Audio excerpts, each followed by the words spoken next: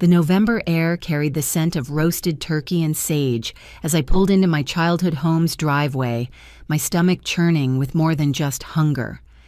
Something felt different this Thanksgiving, a strange electricity in the air that made my skin prickle with unease.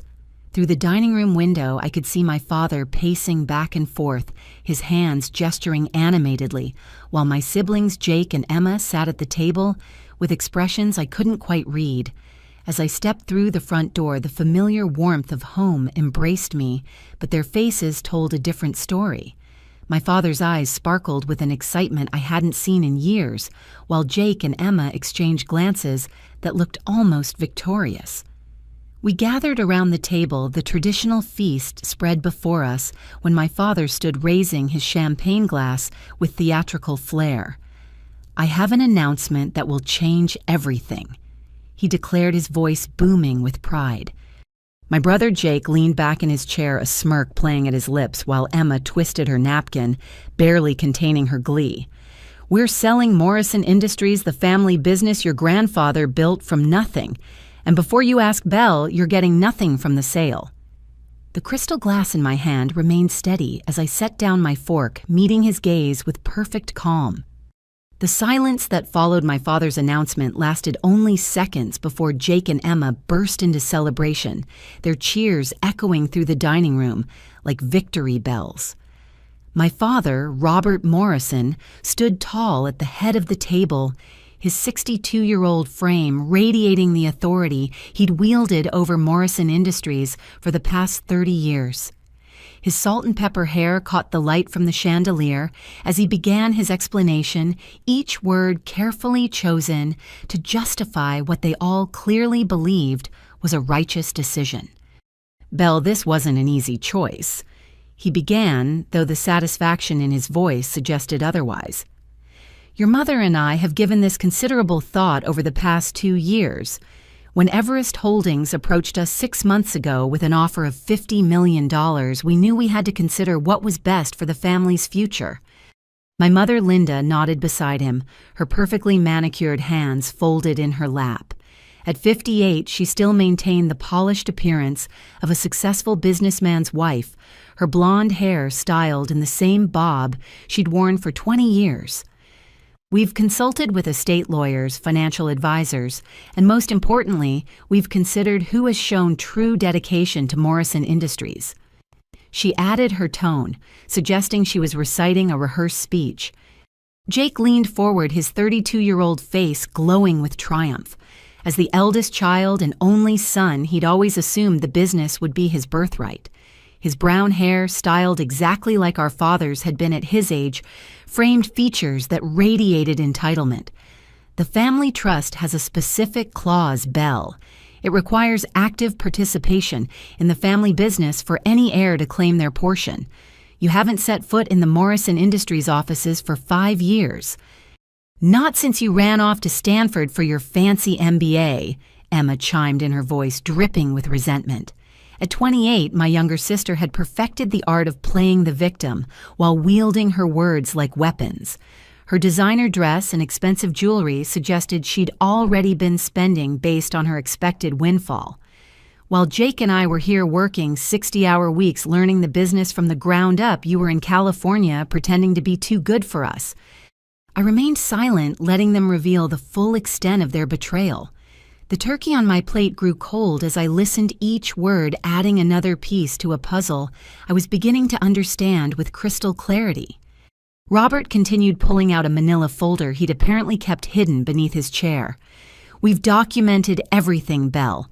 Every family business meeting you missed, every company event you skipped, every opportunity you had to be part of Morrison Industries that you rejected." He spread papers across the table like evidence in a trial. "Jake has been keeping meticulous records." My brother's smirk widened as he produced his own set of documents. 3 years of absence from the annual shareholders' meetings, 4 years of missed company holiday parties, 5 years since you last reviewed a single financial report or participated in any strategic planning session. He tapped each paper with his finger, a prosecutor presenting his case. "I've had Marcus draw up the legal framework. It's airtight. Marcus Chen, our cousin and the family's lawyer, shifted uncomfortably in his seat at the far end of the table. His presence at what should have been an intimate family gathering suddenly made sense. At 35, he'd built his practice on the Morrison family's legal needs, and clearly he'd chosen his side in this battle. "The documentation is comprehensive," he confirmed, adjusting his glasses nervously. "The trust's language is clear, and the precedent supports the family's decision. We've been planning this for 2 years." Linda revealed her mask of motherly concern, slipping to show the calculation beneath. "Ever since you turned down the position of operations manager to pursue your own interests. We knew then that you'd chosen your path, and it wasn't with the family." Emma pulled out her phone, scrolling through what appeared to be a carefully organized photo album. "I've been documenting too," she said proudly. "Every family business discussion you weren't part of, every decision made without your input. Did you know the company's value has increased by 40% in the last 2 years? That's all happened without you, Belle. Jake implemented new manufacturing processes. I revolutionized our marketing approach, and you were nowhere to be found." The irony of her claims would have been amusing if the betrayal wasn't so profound. I watched as she showed photos of company meetings, family strategy sessions, and celebration dinners, all carefully curated to show my absence while highlighting their presence. What she didn't show, what none of them acknowledged, was the context behind my absence, or the real reason Morrison Industries had survived long enough to receive a $50 million offer. "The buyer specifically requested a clean transition." Robert continued, his chest puffing with pride. "Everest Holdings wants Morrison Industries, but they want it without complications. They were very clear that all family members currently active in the business would be retained as consultants for the transition period. That means Jake and Emma will each receive $2 million in consulting fees on top of their share of the sale price. While you," Jake interrupted, unable to contain his glee, "will receive exactly what you've contributed to this company in the last 5 years. Nothing." My Aunt Patricia, my mother's sister who'd been suspiciously quiet throughout dinner, had her phone positioned at an angle that suggested she was recording the entire confrontation. At 55, she'd always been jealous of our family's success, and her presence at this particular Thanksgiving now seemed orchestrated rather than coincidental. "We've already updated the will," Linda announced, producing another set of documents. "You're being removed as a beneficiary from all family trusts, the estate, and any future inheritance. We've left you a token amount to prevent any legal challenges. $10,000. That should be enough to show we didn't forget you entirely." The cruelty of the amount wasn't lost on me. $10,000 from a $50 million sale, from a business worth that much, only because of sacrifices they knew nothing about. I noticed how they'd positioned themselves around the table, creating a unified front against me. This wasn't just a business decision. This was a carefully orchestrated excommunication from the family. "The closing is scheduled for December 15th. Robert announced. "We wanted to tell you before the news went public. Despite everything, you're still our daughter, and you deserve to hear it from us first." The false magnanimity in his voice might have been believable if I hadn't seen the gleam of satisfaction in his eyes. This was his moment of triumph, the culmination of years of resentment over my refusal to follow the path he'd laid out for me. In his mind, I'd chosen education over family ambition, over loyalty and independence over obedience. Now he believed I was facing the consequences of those choices. "Everest Holdings will take possession of everything," Emma added, unable to resist twisting the knife. "The manufacturing facilities, the distribution network, the contracts, even the Morrison name in the industry. Jake's being promoted to president of operations for the transition. I'm the new chief financial officer. Mom and Dad will serve on the advisory board for 5 years with annual salaries of $500,000 each. Everyone wins," Jake concluded, raising his glass in a mock toast. "Everyone who stayed loyal to the family, that is." The room fell silent as they waited for my response. They expected tears, perhaps, or anger, or desperate pleas for reconsideration. What they didn't expect was the small smile that played at the corners of my mouth as I reached for my water glass, taking a slow sip while I formulated my response to their carefully planned betrayal. The condensation on my water glass reminded me of another Thanksgiving 5 years ago, when everything changed. As my family sat around me, reveling in their perceived victory, my mind drifted back to that night when I discovered the truth that would alter the trajectory of all our lives. It had been 3 a.m, and I'd been working late at Morrison Industries trying to understand why our accounts weren't balancing. At 25, I'd been the unofficial financial analyst, a role I'd taken on while completing my undergraduate degree in business. The offices were empty, just me and the hum of fluorescent lights as I pored over spreadsheets that refused to make sense. That's when I found the first discrepancy. $20,000 mysteriously transferred from the operating budget to an account I didn't recognize. Then another transfer, $35,000, then $50,000. The pattern emerged like a cancer, spreading through our financial records, and at the center of it all was Jake's authorization code. I remember the way my hands shook as I printed the evidence page after page of embezzlement that totaled nearly $800,000 over 18 months. Our company was hemorrhaging money not from poor sales or bad management, but from my own brother's theft. The gambling receipts I found hidden in his desk drawer told the rest of the story. Online poker, sports, betting, casino markers. Jake had developed a gambling addiction that was devouring Morrison Industries from the inside. The next morning, I confronted him in the parking lot before anyone else arrived. The cocky exterior crumbled instantly when I showed him the evidence. He broke down sobbing against his car, begging me not to tell our father.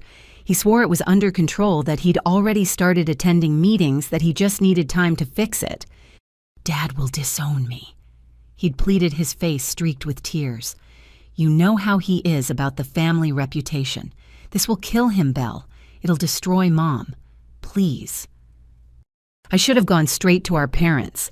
Any reasonable person would have. But as I looked at my older brother, broken and desperate, I saw the little boy who'd taught me to ride a bike, who'd defended me from bullies in middle school, who'd driven 6 hours to pick me up when my car broke down freshman year of college. Family meant something then, or at least I thought it did. The solution came to me during a sleepless night. Morrison Industries needed an immediate cash infusion to cover the shortfall before the annual audit. We had 3 weeks.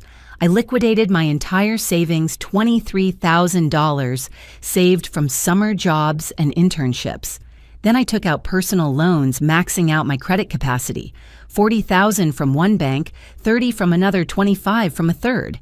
I even sold my car, the used Honda Civic our grandfather had given me for graduation. But it wasn't enough. The hole Jake had created was too deep.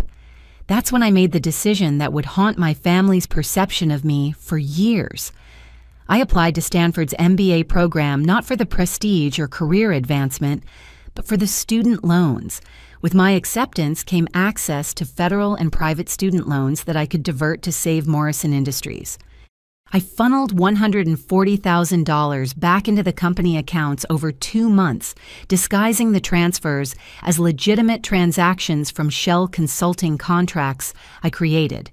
The remaining debt was restructured through a private loan I negotiated with a family friend who owed me a favor, someone who agreed to keep the arrangement confidential. Jake watched me work with a mixture of awe and shame, promising he'd find a way to pay me back. I made him swear to get help to attend Gamblers Anonymous to never touch the company funds again. More importantly, I made him promise to never tell anyone what I'd done. The last thing I wanted was to be seen as the family's savior or to hold this over his head forever. Moving to California for Stanford wasn't abandoning my family. It was exile by necessity. I needed to be away from Morrison Industries to maintain the fiction, to keep anyone from looking too closely at the financial maneuvers I'd performed. Plus, I needed to actually get the MBA to justify the massive loans I'd taken out. Those 2 years at Stanford were the hardest of my life.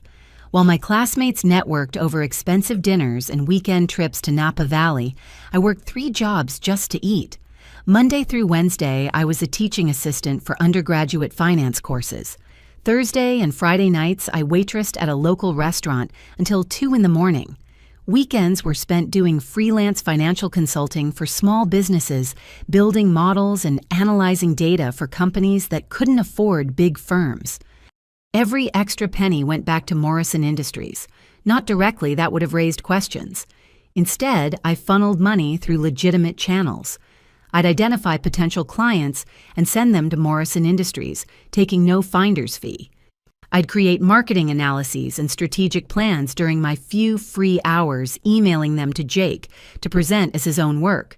When I learned about supply chain innovations in class, I'd write detailed implementation plans and ship them home, letting Emma take credit for the revolutionary ideas she was bringing to the company.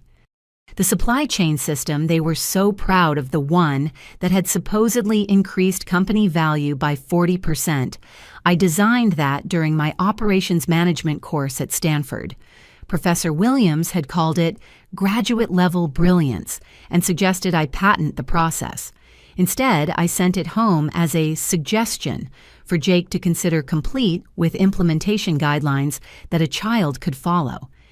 My parents never questioned why I lived in a studio apartment so small I could touch both walls with my arms outstretched.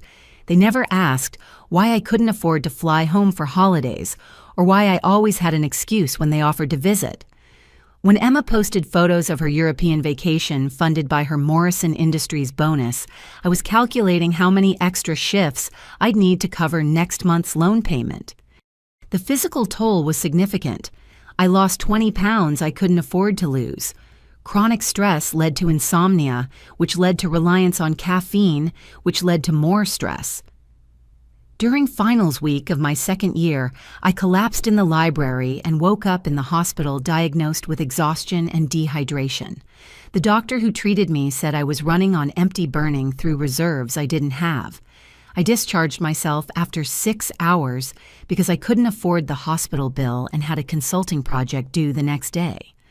But the worst part wasn't the physical hardship. It was watching from afar as my sacrifice was rewritten into betrayal. Family emails talked about how well Morrison Industries was doing under Jake's leadership, how Emma's fresh perspective was revitalizing the company, how proud they were of the children who'd stayed loyal. Meanwhile, I was cast as the ungrateful daughter who'd abandoned her heritage for selfish ambitions. Jake sent me exactly one email during those 2 years. "Thanks for everything," it read. "I'm clean now. GA saved my life. I'll find a way to make this right." He never did. The gambling stopped, but the gratitude evaporated as soon as the immediate crisis passed. Success has a way of making people forget who pulled them from the abyss. When I graduated from Stanford, I had job offers from Goldman Sachs, McKinsey, and several Fortune 500 companies. The signing bonuses alone would have eliminated half my debt. Instead, I took a position with a small investment firm that specialized in distressed assets. The salary was modest, but it gave me something more valuable than money. It gave me knowledge and connections in the world of corporate acquisitions. My family interpreted this choice as another snub. Why work for a no-name firm when prestigious companies were calling? Why settle for less when the Morrison name could open doors? They didn't understand that I was playing a longer game, that every distressed company I analyzed, every acquisition I facilitated, every turnaround I witnessed, was teaching me skills I'd need for what was coming. The loans were crushing. Federal student loans, private student loans, personal loans, credit card debt from those early emergency infusions. My total debt load reached $320,000. My monthly payments consumed 80% of my salary. I lived on ramen noodles and hope, knowing that someday the sacrifice would mean something. I never told anyone the truth. Not when Emma called me selfish for missing her engagement party. Not when my mother cried about my absence at family gatherings. Not when my father wrote me a long letter about disappointment and family duty. I absorbed their accusations like penance, knowing that the truth would destroy more than it would heal. Jake's reputation, the family's image, Morrison Industries' stability, all depended on maintaining the lie. The irony was that my absence made their success possible. Every innovation Jake claimed, every brilliant strategy Emma proposed, every uptick in company value stemmed from the work I did in California libraries and coffee shops. I was the ghost in Morrison Industries' machine, the invisible hand guiding its resurrection, the family member they disowned who saved them all. Now, as I sat at this Thanksgiving table watching them celebrate my disinheritance from a company I'd bled, for the full weight of the irony wasn't lost on me. They were selling the business I'd saved, dividing money that existed only because of my sacrifice, excluding the one person who'd given everything to keep Morrison Industries alive. But I wasn't angry. Not anymore. Because while they'd been planning my exclusion for 2 years, I'd been planning something else entirely. Something that would soon make this moment of perceived triumph the beginning of their education in what family really meant. Emma's perfectly manicured nails tapped against her champagne flute as she prepared to deliver what she clearly considered the killing blow. Her smile radiated the kind of cruel satisfaction that only comes from years of nursed resentment finally finding its outlet. "Oh, Belle, there's more you should know." She began, her voice honeyed with false sympathy. "Since you've been gone, I've been promoted to Chief Financial Officer of Morrison Industries. You remember, don't you? The position Dad promised you when you were his little princess back when you actually cared about this family." The position she referenced had been discussed when I was 22, fresh out of college with a finance degree, and dreams of modernizing our family business. Our father had taken me into his study, poured 2 glasses of his favorite scotch, and mapped out a 10-year plan that would see me rise from analyst to CFO. That promise had died the night I discovered Jake's theft, though Robert Morrison never knew why his daughter suddenly became distant from the company's daily operations. "I've been doing incredible work." Emma continued, producing a tablet from her designer handbag. "Let me show you what real dedication looks like." She swiped through presentation slides with the practiced air of someone who'd rehearsed this moment. "This is the new financial reporting system I implemented.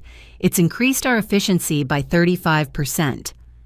I recognized the system immediately. It was based on the framework I'd sent home 16 months ago, disguised as a casual suggestion in an email to Jake. Even the color coding was identical to my original design. "And this," she swiped again, "is the revolutionary supply chain management system I developed. We've cut costs by 22% while improving delivery times. Forbes is doing a feature on it next month. They're calling me one of the 30 under 30 innovators in manufacturing." Each slide was a dagger of familiarity. The supply chain system had been my final project at Stanford, a comprehensive reimagining of Morrison Industries' entire distribution network. I'd spent 3 months perfecting every detail from vendor relationships to inventory management protocols. Seeing it presented as Emma's brainchild while she basked in recognition felt like watching someone steal your child and claim it as their own. "The board of directors has been so impressed," Robert added, his pride in Emma. "Evident. She's brought fresh perspectives we desperately needed. Real innovation, not theoretical classroom nonsense."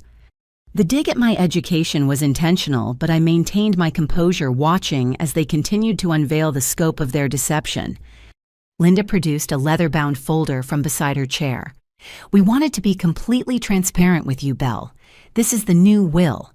She slid it across the table with the solemnity of a judge passing sentence. "Marcus has reviewed every line.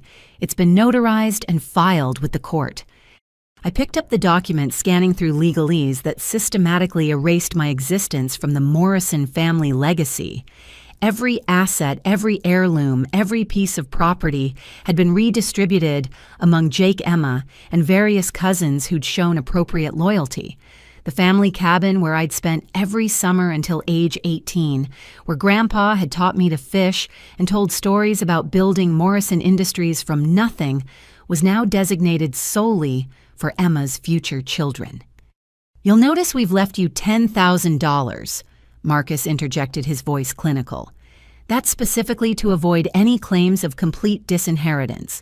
Legal precedent suggests token bequests prevent successful challenges to estate distribution. How thoughtful, I murmured, continuing to read. Page after page detailed my exclusion with surgical precision. The Morrison Family Trust, established by my grandfather to ensure his descendants would always have security, had been amended with a participation clause that retroactively disqualified me. The timestamp showed it had been modified just 6 months ago, meaning they'd been planning this while still sending me birthday cards signed Love, Mom, and Dad. There's something else, Jake said, unable to contain his excitement. Everest Holdings had very specific requirements for the acquisition. They wanted assurance that all intellectual property, including any innovations developed by family members during their association with Morrison Industries, would transfer cleanly to them. He produced another document. This is interesting, Belle. According to our lawyers, any ideas or systems you might have contributed during your time with the company, however minimal, belong to Morrison Industries. So even if you had some fantasy about claiming credit for anything you legally can't. That's assuming I contributed anything worth claiming, I responded mildly, watching confusion flicker across his face at my calm reaction. Patricia, still recording everything on her phone, decided to contribute. I think this is wonderful, she announced. It's about time this family rewarded loyalty over ambition. Some people need to learn that you can't abandon your roots and expect to harvest the fruit. Her metaphor was mixed, but her meaning was clear. Patricia had always resented our family's success, spending years making snide comments about privilege and luck, while simultaneously angling for loans she never repaid. Her presence at this particular Thanksgiving made perfect sense now. She was here to witness and record my humiliation, probably planning to share the video with her social circle, as evidence that the mighty Morrison family wasn't so perfect after all. The buyer was very specific about another requirement, Robert continued. They want assurance that you'll have no future involvement with Morrison Industries or any of its subsidiaries. They've asked for a signed statement from you, acknowledging the sale and agreeing to have no claims on the company going forward. Emma slid another document across the table. We'll need your signature before you leave tonight. Marcus will notarize it and Patricia can serve as witness. Clean and simple. The document was a masterpiece of legal manipulation. Not only would I be signing away any claim to Morrison Industries, but I'd also be acknowledging that I'd made no significant contributions to the company and had no intellectual property rights to any systems or processes currently in use. It was designed to be humiliating, forcing me to officially admit my irrelevance to the company's success. Everest Holdings sounds like a thorough buyer. I observed, setting the document aside unsigned. Tell me, how did they find Morrison Industries? We're not exactly a high-profile acquisition target. They have excellent research capabilities, Robert replied proudly. Their representative said they'd been tracking our growth for 2 years. They were particularly impressed by the innovations Jake and Emma brought to the company. Apparently, we fit perfectly into their portfolio of family businesses turned modern enterprises. And they specifically requested that I have no involvement. Absolutely, Jake confirmed. They were adamant, said they'd researched all family members and determined that only active participants in the business would add value going forward. They even knew about your MBA, Belle. Said they had no interest in academic theorists who'd abandoned the practical side of business. The precision of Everest Holdings' requirements should have raised red flags for anyone paying attention, but my family was too intoxicated by the $50 million price tag to question why a buyer would be so specifically interested in excluding one family member. The representative was quite charming, Linda added. A lovely woman named Sarah Chen. No relation to Marcus, of course. She said their CEO is a visionary who specializes in transforming traditional businesses for the global market. Did you meet this visionary's CEO? I asked. No need. Robert dismissed. Sarah had full authority to negotiate. She said the CEO prefers to remain hands-off until after acquisitions are complete. Apparently, they're quite private, all very professional. Emma pulled up something on her phone. I researched them extensively. Everest Holdings has an impressive portfolio. They own 12 companies with combined revenues over $300 million. Their website lists dozens of successful acquisitions and turnarounds. It's exactly the kind of buyer we want for Morrison Industries. And they're paying cash, Jake added. Full $50 million, no financing contingencies, no earn-out provisions. Just a clean, simple sale that closes in 3 weeks. The timing is perfect. Linda sighed contentedly. We'll have everything finalized before Christmas. A new year and a new beginning for the Morrison family. Well, for most of the Morrison family. The cruelty was so casual, it might have been breathtaking if I hadn't spent 2 years preparing for exactly this moment. They moved through the betrayal like a well-rehearsed play, each actor hitting their marks with precision. The loving family facade had finally fallen away completely, revealing the calculating strangers beneath. There is one small matter, Marcus said, adjusting his glasses nervously. Belle hasn't signed the acknowledgement yet. We really do need that signature tonight. Of course, I said, picking up the pen they'd thoughtfully provided. But first, I have just a few questions about Everest Holdings. You know how I am about details.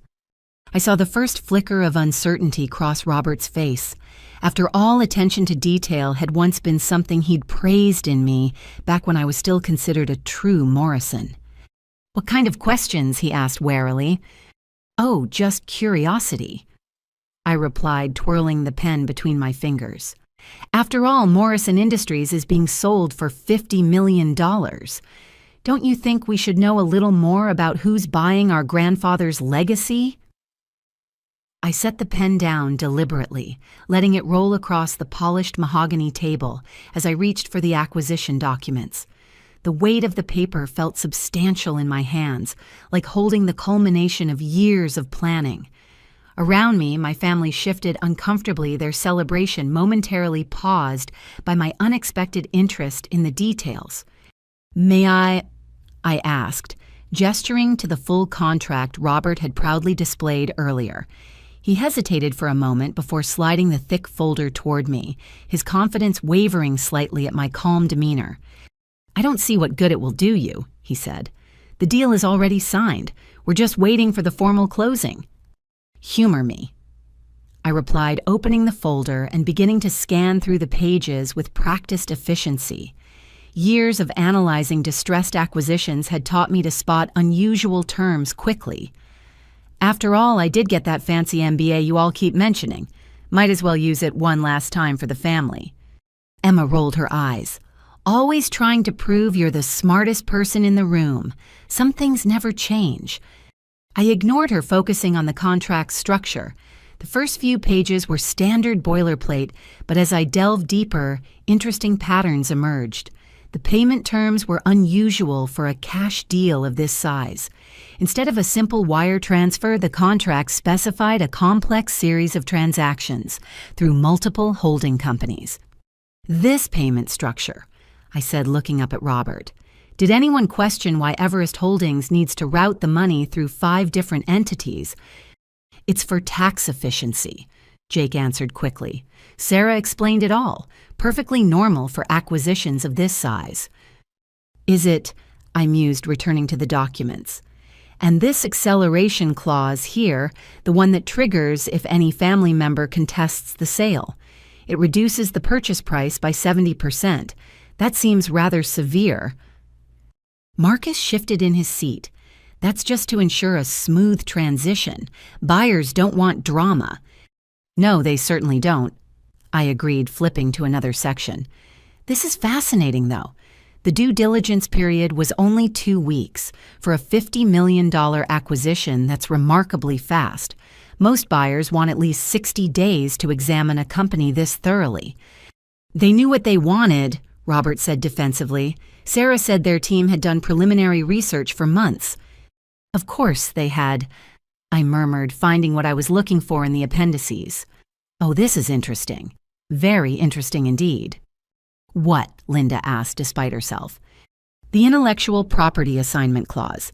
It's retroactive to 10 years ago and includes any innovation systems or processes developed by any Morrison family member, regardless of where or when they were created. I looked up at Emma. That means your famous supply chain system, the one Forbes is writing about now, belongs entirely to Everest Holdings. Emma's face flushed. So what, I developed it for Morrison Industries anyway. Did you? I asked mildly, because this clause suggests Everest Holdings thinks innovations might have come from unexpected sources. Why else make it so comprehensive? Jake snatched the contract from me, scanning the section I'd highlighted. His face paled as he read the fine print. This can't be right.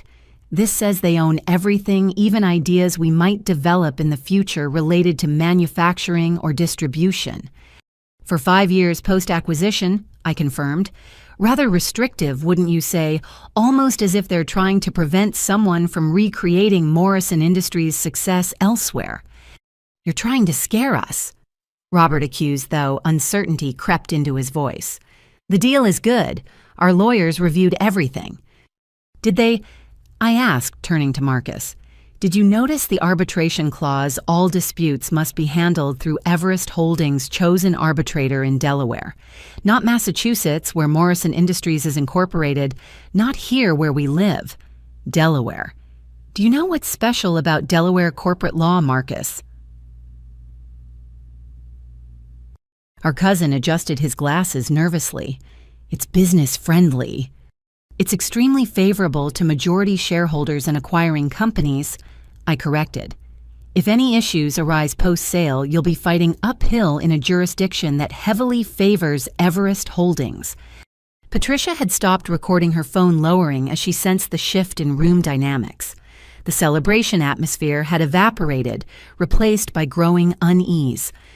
None of this matters, Emma insisted, though her voice lacked its earlier confidence.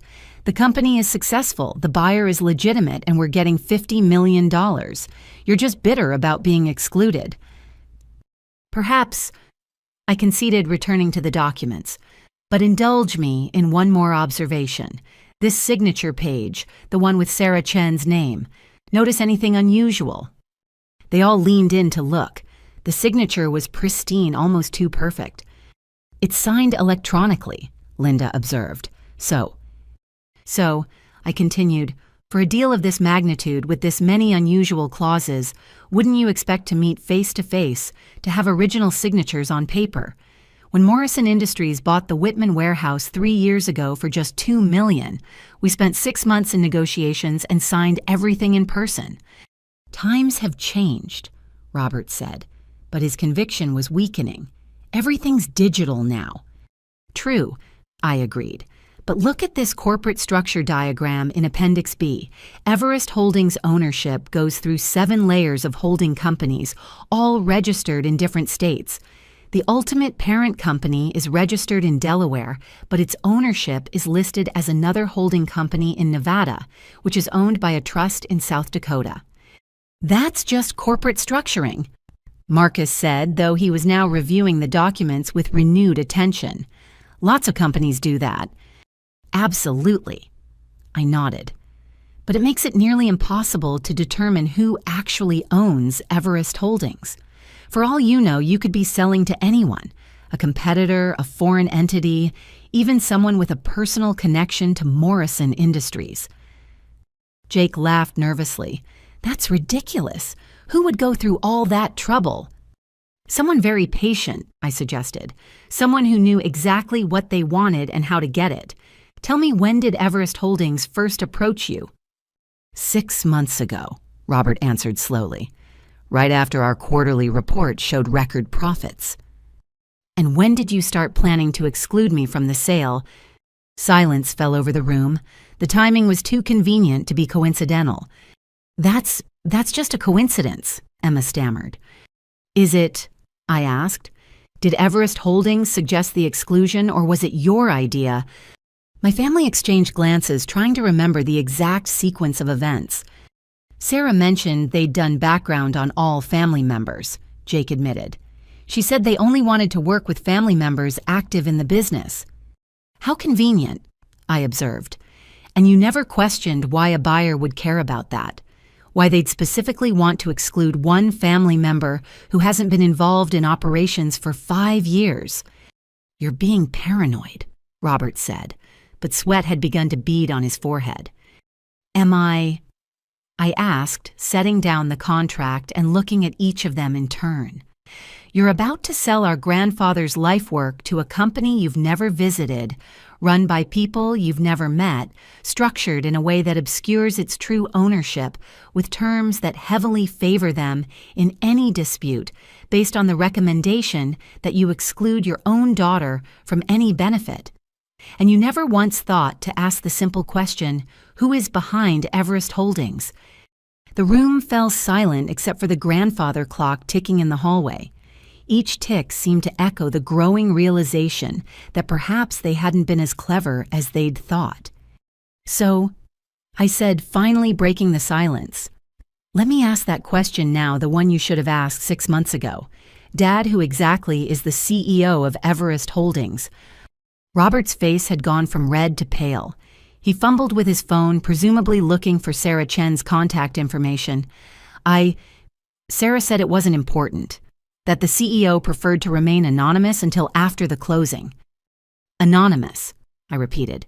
"You're selling a $50 million company to an anonymous buyer who specifically wanted me excluded from the deal, and that didn't raise any red flags." "The money is real," Jake insisted. "We've seen proof of funds." "Oh, I'm sure the money is real," I said, leaning back in my chair. "Everest Holdings is very real, very successful, and very capable of completing this acquisition. The question is, who controls that money?" Emma slammed her hand on the table. "Enough games, Belle. If you know something, just say it." "But where's the fun in that?" I asked, allowing myself a small smile. "You've all spent 2 years planning my exclusion, documenting my absence, building your case against me.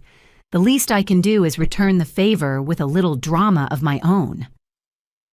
"This isn't a game," Linda said, her voice shaking. "This is our family's future." "Yes," I agreed, standing and walking to the window that overlooked the garden where I'd played as a child. "It certainly is." I stood at the window, gazing out at the garden where Grandfather Morrison had taught me to plant tomatoes when I was 6 years old, the same garden where he'd told me stories about building Morrison Industries from a single delivery truck into a regional manufacturing powerhouse. His words echoed in my memory. "Success isn't about taking from others, Belle. It's about creating something bigger than yourself." The silence in the dining room had become suffocating. I could feel their eyes boring into my back, their minds racing to understand what they'd missed. The hunter had become the hunted, and they were just beginning to realize it. "Let me tell you a story." I began, still facing the window, about a young woman who loved her family more than they ever knew. She watched them build their plans, construct their betrayals, convince themselves of their righteousness. She could have fought them, could have revealed truths that would have shattered their delusions. Instead, she chose a different path. I turned to face them, noting how Jake's confident posture had crumbled, how Emma clutched her champagne glass with white knuckles, how my parents seemed to have aged years in minutes. 2 years ago, at Cousin Maria's wedding, Jake had too much to drink. I continued moving slowly around the table. He found me on the terrace and started rambling about the family's plans, how Dad was sick of my California pretensions, how Emma felt I'd abandoned her, how they were going to make sure I understood the cost of choosing education over family. Jake's face went ashen. I don't remember. "You rarely remember your drunk confessions, Jake," I said gently. "Like the time you told me about the gambling or when you admitted that you'd been skimming from the company. Old habits, even when broken, leave scars on the memory." "That's in the past," he said desperately. "I've been clean for 4 years." "Yes, you have," I acknowledged, "and I'm proud of you for that. But that night at Maria's wedding, when you told me about the family's plan to cut me out of Morrison Industries, you gave me something invaluable. You gave me time." I reached into my jacket pocket and pulled out a business card, setting it on the table. The elegant black card bore a simple inscription, "Everest Holdings, LLC," Belle Morrison, Chief Executive Officer. The silence that followed was complete. Even the grandfather clock seemed to pause its ticking in deference to the moment. Patricia's forgotten phone slipped from her fingers, clattering onto her plate with a sound that made everyone jump. "No," Robert whispered the word, barely audible. "That's not possible." "Isn't it?" I asked. 18 months ago, I incorporated Everest Holdings in Delaware. I chose the name because grandfather always said reaching the top of the business world was like climbing Everest. You need preparation, patience, and the willingness to take paths others won't consider. Emma stood abruptly, her chair scraping against the floor. "You're lying. Everest Holdings has a portfolio worth hundreds of millions. You're a mid-level analyst at a nothing firm." I corrected. "I was a mid-level analyst at Meridian Capital. What you didn't know was that Meridian specialized in distressed acquisitions. My boss, David Chen, no relation to Marcus, taught me everything about building an acquisition portfolio. He also became my first investor when I showed him my business plan." "This is impossible," Linda said, shaking her head in denial. "We researched Everest Holdings, the website, the portfolio companies, the financial statements. All real," I confirmed. "Every company, every acquisition, every dollar. Would you like to know how a 29-year-old woman built a $300 million portfolio in 18 months? Without waiting for an answer, I pulled out my phone and cast the screen to the smart TV in the corner of the dining room. A presentation appeared, one I'd prepared months ago for this moment. "Let's start with Providence Manufacturing," I said, clicking to the first slide. "A family-owned business in Rhode Island drowning in debt because the founder's son had a cocaine problem. Sound familiar? I bought it for $2 million in assumed debt, implemented the supply chain system I'd originally designed for Morrison Industries, and turned it profitable in 6 months. Current value, $15 million. Click. Next slide. Hartwell Logistics. The owner's daughters were fighting over succession while the company bled money. I negotiated a buyout for $3 million, restructured their operations using techniques I learned fixing Jake's messes, and sold 40% to a strategic partner for $12 million. I still own the controlling stake." Click, click, click. Each slide revealed another acquisition, another turnaround, another success, built on the lessons I'd learned, saving Morrison Industries. The pattern was clear. I specialized in family businesses torn apart by internal conflict companies that could be saved if someone cared enough to look past the drama to the potential beneath. 12 companies in 18 months, I summarized. Each one saved from the brink of collapse. Each one transformed using systems and strategies I developed while you thought I was selfishly pursuing my education. Combined annual revenue, $320 million. Combined profit margin, 18%. Available capital for acquisitions, $70 million. $70 million, Jake repeated faintly. "But you offered 50. "Because that's what Morrison Industries is actually worth," I said, clicking to a new slide showing a detailed financial analysis. "Without the intellectual property you've been claiming as your own, without the relationships I've been maintaining behind the scenes, without the strategic vision that came from my theoretical classroom nonsense, Morrison Industries is a regional manufacturer with aging equipment and declining market share." Marcus had been furiously checking his phone, presumably verifying my claims. His face grew paler with each search result. "It's all true," he said quietly. "Every company, every acquisition. Belle Morrison is listed as CEO of Everest Holdings. The Delaware filing is public record." "But Sarah Chen," Robert started.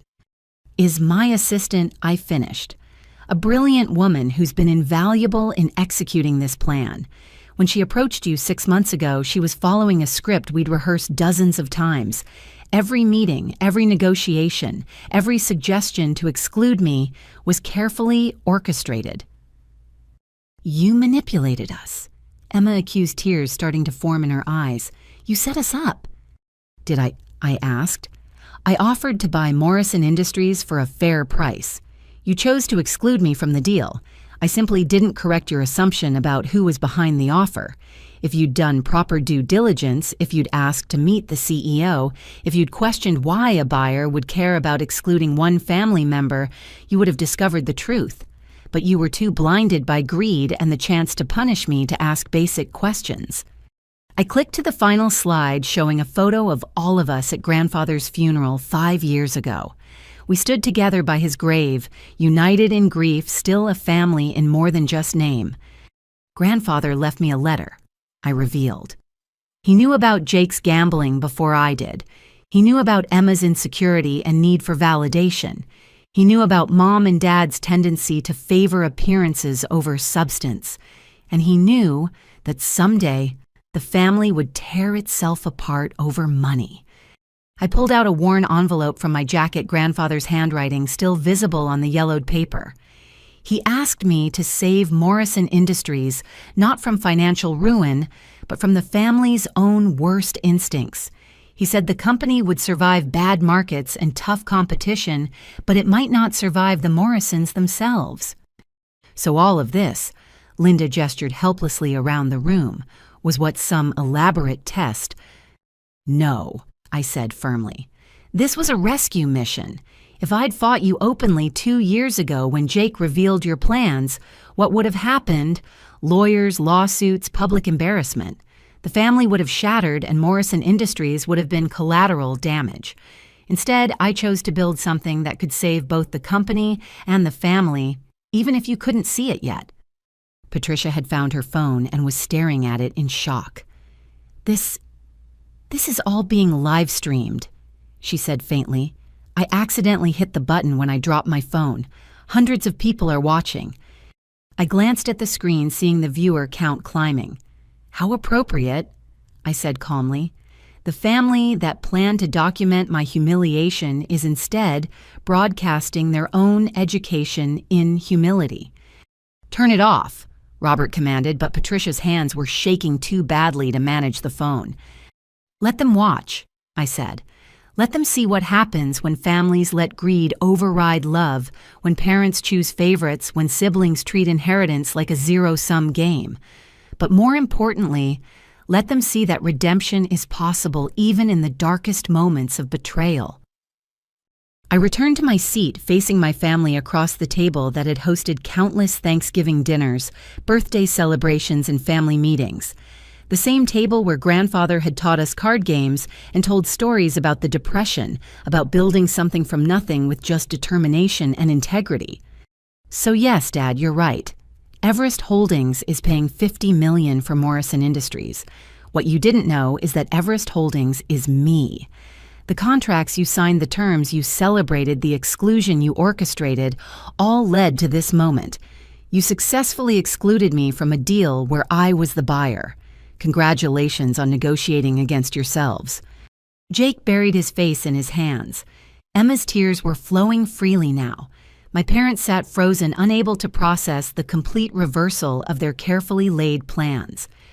The question now, I said softly, is what happens next? The contracts are binding. The sale will proceed.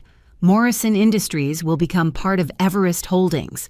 But what happens to the Morrison family that's still to be determined? The grandfather clock chimed 8 times, marking the hour and the end of one chapter of the Morrison family story.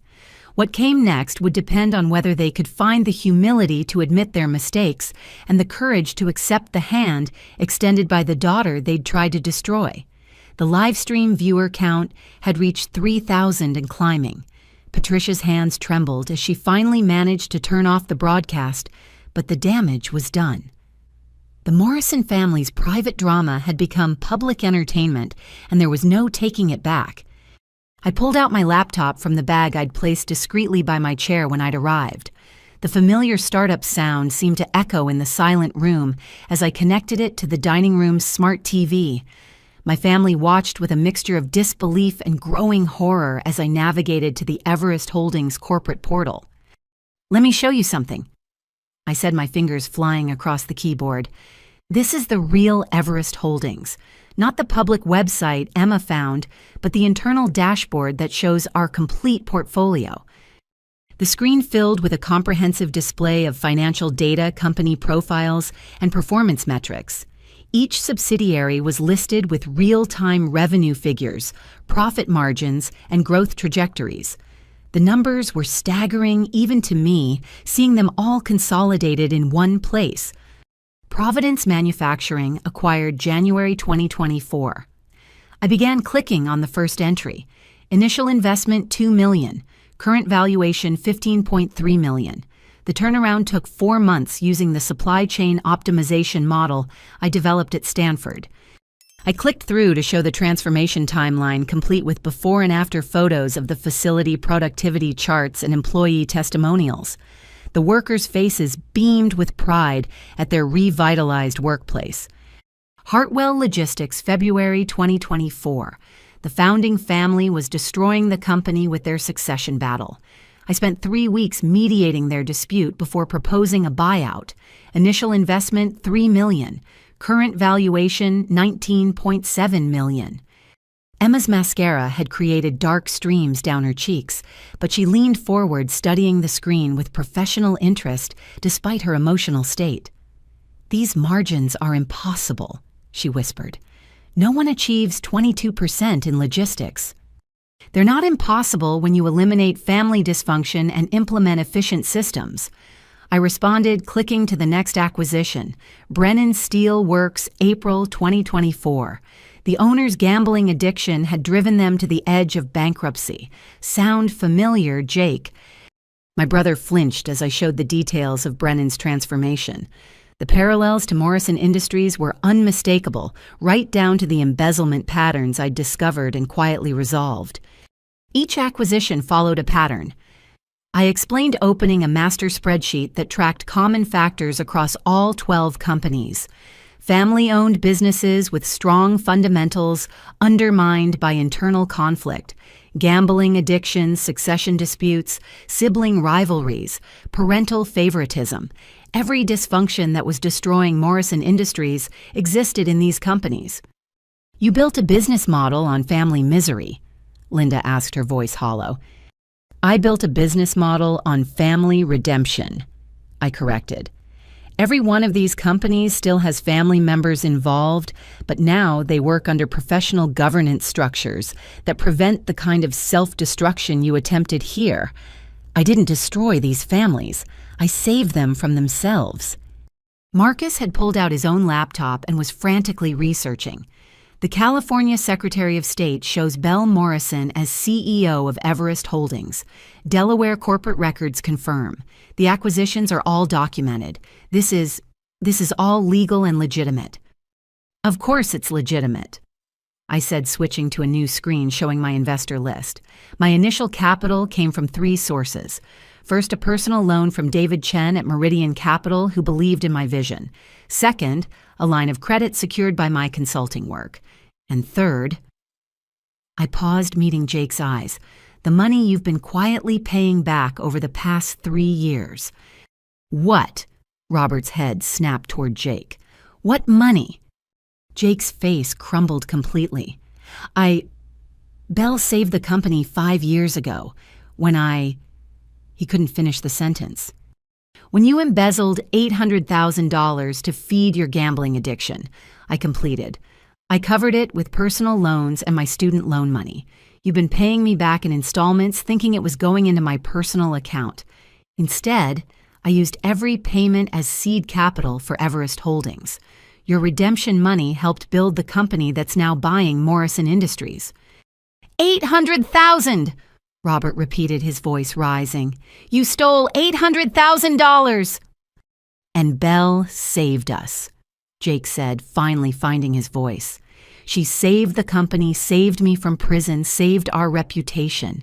She gave up everything to protect us, and we tried to destroy her for it." Emma looked between Jake and me, understanding dawning on her face. "The supply chain system, the financial reforms, the strategic plans that turned the company around, they were all yours. Every one." I confirmed, showing a folder labeled Morrison Industries Innovations on my laptop. Documented, dated, and filed with my intellectual property attorney 18 months ago. I knew you'd try to claim credit, Emma. I've watched you do it for 2 years, but I needed you to believe you were succeeding on your own merit.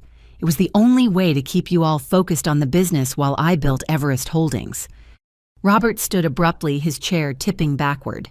This is corporate espionage. You've been sabotaging us, manipulating us. Sabotaging. I laughed, but there was no humor in it. Dad, I've been protecting Morrison Industries from your worst decisions for 5 years. Do you know how many times you almost drove the company into bankruptcy with your ego-driven expansion plans? Do you know how many bad deals I killed by having David Chen make competitive offers that forced you to reconsider? I pulled up another file showing a timeline of Morrison Industries' near disasters and corresponding Everest Holdings interventions. Each entry detailed a crisis, averted a bad decision, prevented a catastrophe avoided through careful manipulation of circumstances. March 2024. You wanted to acquire Pemberton Packaging for $15 million. I read from the list. It would have destroyed our cash flow and saddled us with outdated equipment. Everest Holdings made a competing offer that revealed Pemberton's hidden liabilities. You walked away congratulating yourself on your due diligence. June 2024. Emma negotiated an exclusive supplier agreement with Zhao Manufacturing that would have locked us into above-market prices for 5 years. Everest Holdings suddenly expressed interest in Zhao, forcing them to reveal their financial instability. Another bullet dodged. September 2024. Jake pushed for a massive expansion into the cannabis packaging market. Everest Holdings leaked news of pending federal regulations that made you reconsider. You avoided a $10 million mistake. With each revelation, my family's understanding of the past 18 months shifted. What they'd seen as their own brilliant business decisions were exposed as carefully orchestrated saves by the daughter they'd plotted to disinherit. You've been pulling our strings, Emma said, her voice a mixture of awe and anger. We were puppets in your show. You were students in a classroom you didn't know existed, I corrected. Every success you achieved was a lesson in what actually works in business. Every innovation you claimed taught you to value intellectual property. Every crisis averted showed you the importance of careful analysis over emotional decisions. I navigated to a secure folder requiring biometric authentication. My fingerprint unlocked a series of documents that made Marcus gasp. Securities filings, he breathed. You've been buying Morrison Industries stock through nominee accounts. 17% as of last month, I confirmed. Not enough for control, but enough to have visibility into every board decision, every strategic move, every plan to exclude me. Your corporate secretary, Mrs. Patterson, never realized that Mountain View Trust, one of your largest shareholders, was actually an Everest Holdings subsidiary. That's how you knew, Linda said faintly, about the sale, about the exclusion plan, about everything. I've known every move you were going to make before you made it, I said simply. Board meeting minutes, private emails between directors discussing my exclusion, Jake's presentation about documenting my absence, Emma's proposal to claim my innovations as her own. I've read them all. Patricia had been silent since ending the live stream, but now she spoke up. The viewers. They're sending messages, hundreds of them. They're all supporting Belle. They're calling you. She trailed off, unable to repeat the harsh words filling her screen. The court of public opinion has rendered its verdict, I observed. But I'm not interested in public humiliation. I'm interested in justice and redemption. I closed the laptop and looked at each family member in turn. Their faces showed a range of emotions: shock, shame, anger, disbelief, and in Jake's case, something that might have been relief at finally having the truth exposed.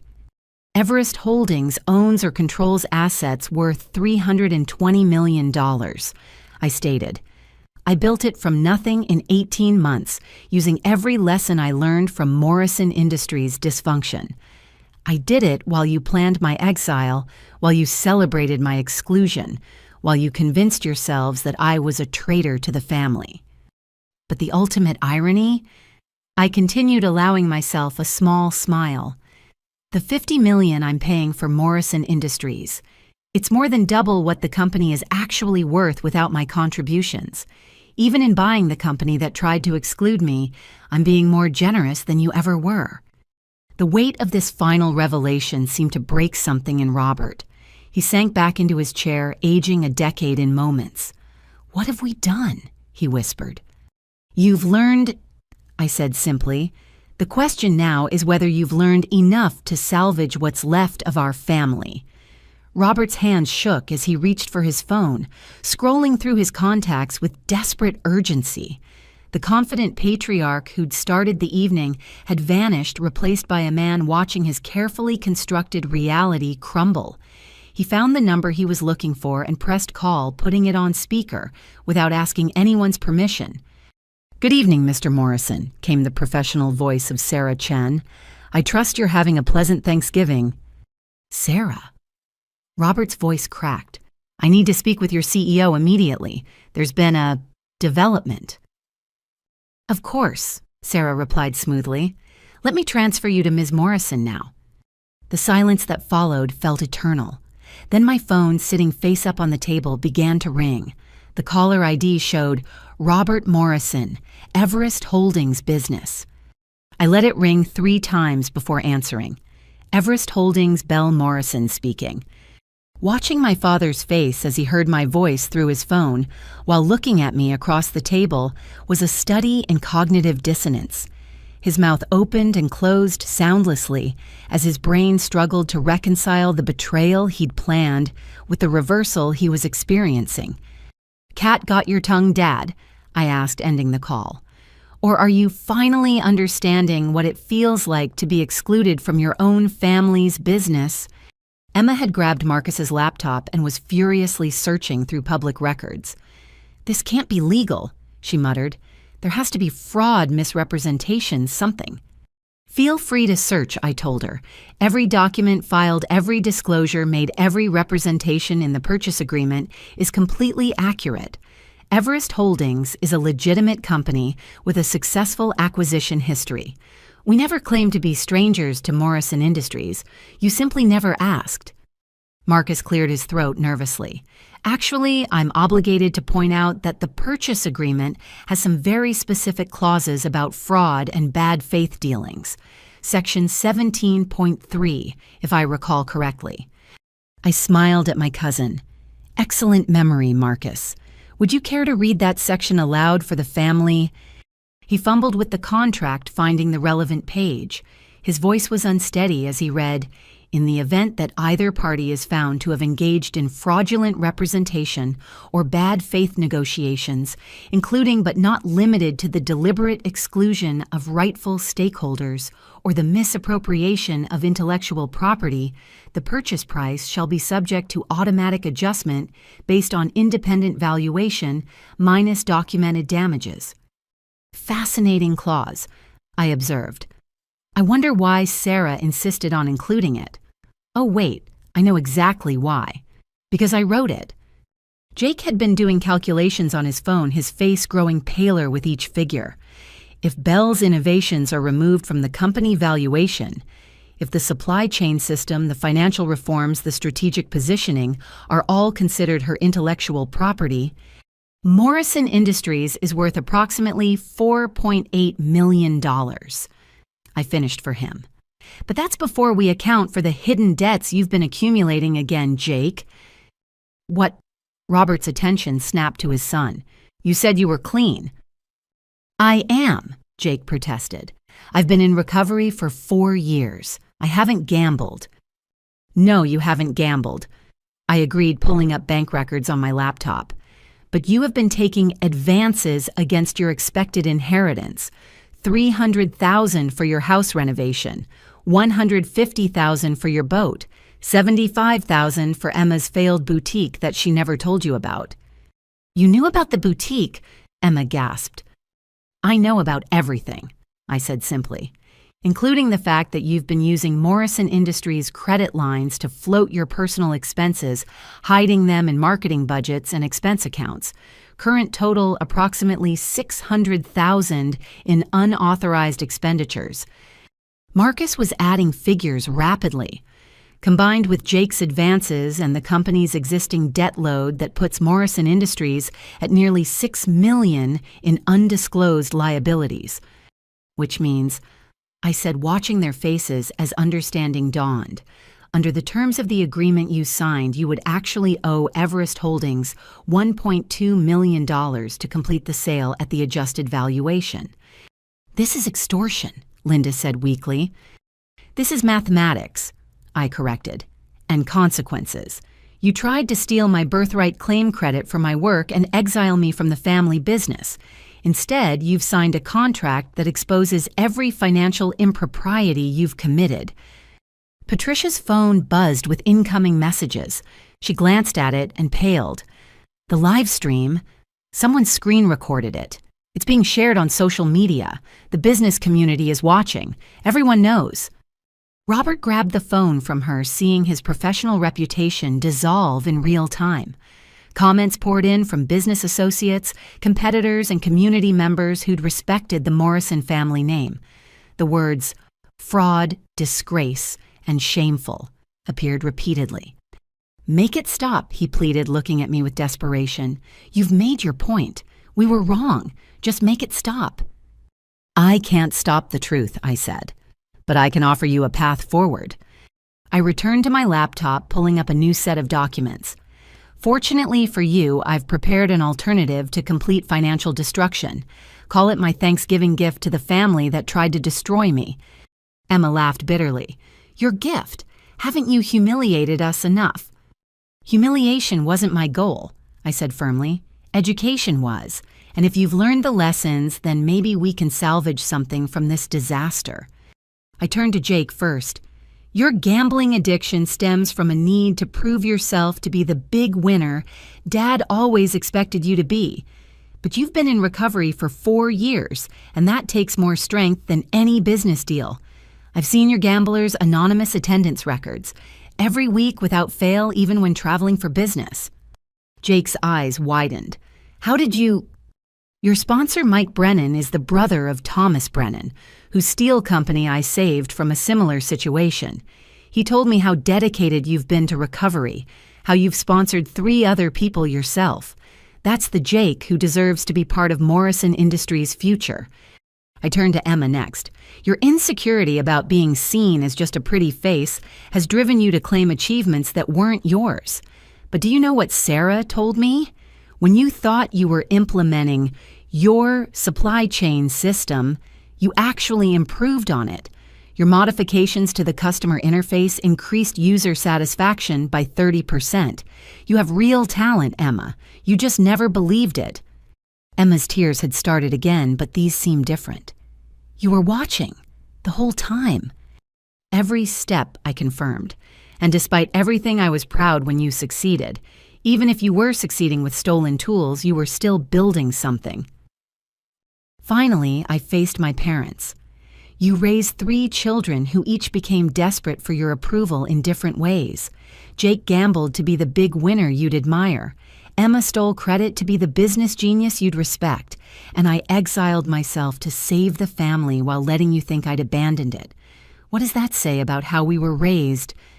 Linda covered her face with her hands. We just wanted you all to succeed.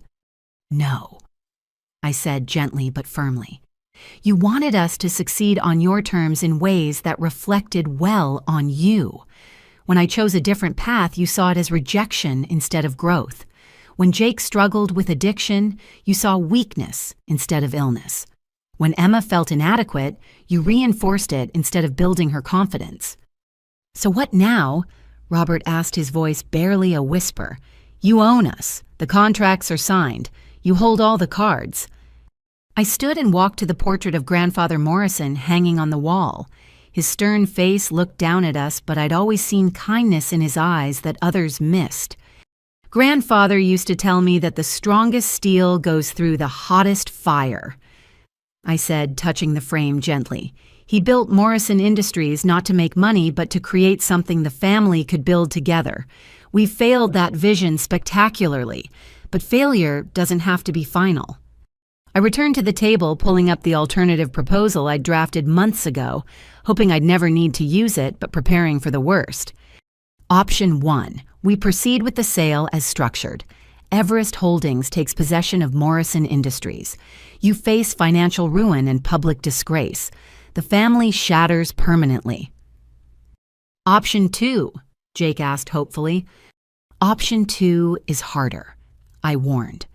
It requires admitting every mistake, accepting responsibility for every betrayal, and committing to real change. Not just words, but actions. Not just promises, but legally binding agreements. I displayed the restructuring plan on the screen.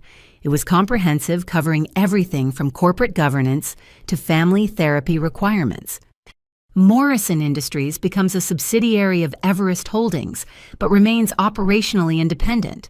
The family stays involved, but under professional oversight. Jake continues as operations manager, but reports to an independent board and continues his recovery program. Emma becomes marketing director, her actual title matching her actual skills, while taking night classes in business administration. And us? Linda asked quietly. You and Dad step back to advisory roles. You'll have income and influence, but not control. Most importantly, you'll be required to attend family counseling sessions with a therapist who specializes in family business dynamics. Dr. Elizabeth Sterling, who's worked with 8 of my portfolio companies to heal similar fractures. That's humiliating, Robert protested. That's healing, I corrected. And it's not negotiable. Every Everest Holdings acquisition includes mental health support as part of the transition. Healthy families build healthy businesses. Marcus raised his hand tentatively. What about the legal implications, the contracts that have already been signed? I've had my legal team prepare amendments, I said, showing a new set of documents. They can be executed tonight, replacing the original purchase agreement, but everyone has to agree. One holdout, and we proceed with option 1. And you? Emma asked. What's your role in this new structure? I'll be CEO of Morrison Industries, reporting to myself as CEO of Everest Holdings, I said. I'll implement the systems I've been developing for 5 years openly this time. You'll learn from me directly instead of through subterfuge, and maybe eventually we can remember what it means to be a family instead of competitors. The room fell silent again as they absorbed the proposal. It offered salvation, but at the cost of their pride. It promised redemption, but required admitting their sins. It gave them a future, but one where they no longer controlled their destiny. There's one more thing, I added, pulling out a final document. This is a forensic audit I commissioned 6 months ago. It details every financial impropriety, every embezzlement, every fraudulent expense report filed in the last 5 years. If we proceed with option 2, this gets sealed and destroyed. If not, it goes to the authorities tomorrow. That's blackmail, Marcus protested. That's leverage, I corrected. The same kind you tried to use when documenting my absences. The difference is my leverage is based on truth, not manipulation. The grandfather clock chimed 9 times. I'd been here for 3 hours, but it felt like a lifetime. Everything had changed, and yet we still sat at the same table where we'd shared countless meals as a family. You have 1 hour to decide, I announced, gathering my documents. I'll be in grandfather's study. You can discuss among yourselves, call lawyers, check my claims, whatever you need to do. But at 10 o'clock, I need an answer. Option 1 or option 2, destruction or redemption. Your choice. I stood to leave, but Jake's voice stopped me. Belle, why option 2? After everything we've done, why offer us any mercy at all? I looked at him then, at each of them, seeing not the people who'd betrayed me, but the family I'd once loved, and despite everything still did. Because grandfather believed in second chances, I said simply, and because I refuse to let his legacy die with your greed. Morrison Industries will survive either way. The question is whether the Morrison family will survive with it. I left them in the dining room and walked down the hallway to grandfather's study, each step echoing with memories. The door creaked as it always had, and the familiar scent of leather-bound books and pipe tobacco enveloped me, though grandfather had been gone for 5 years.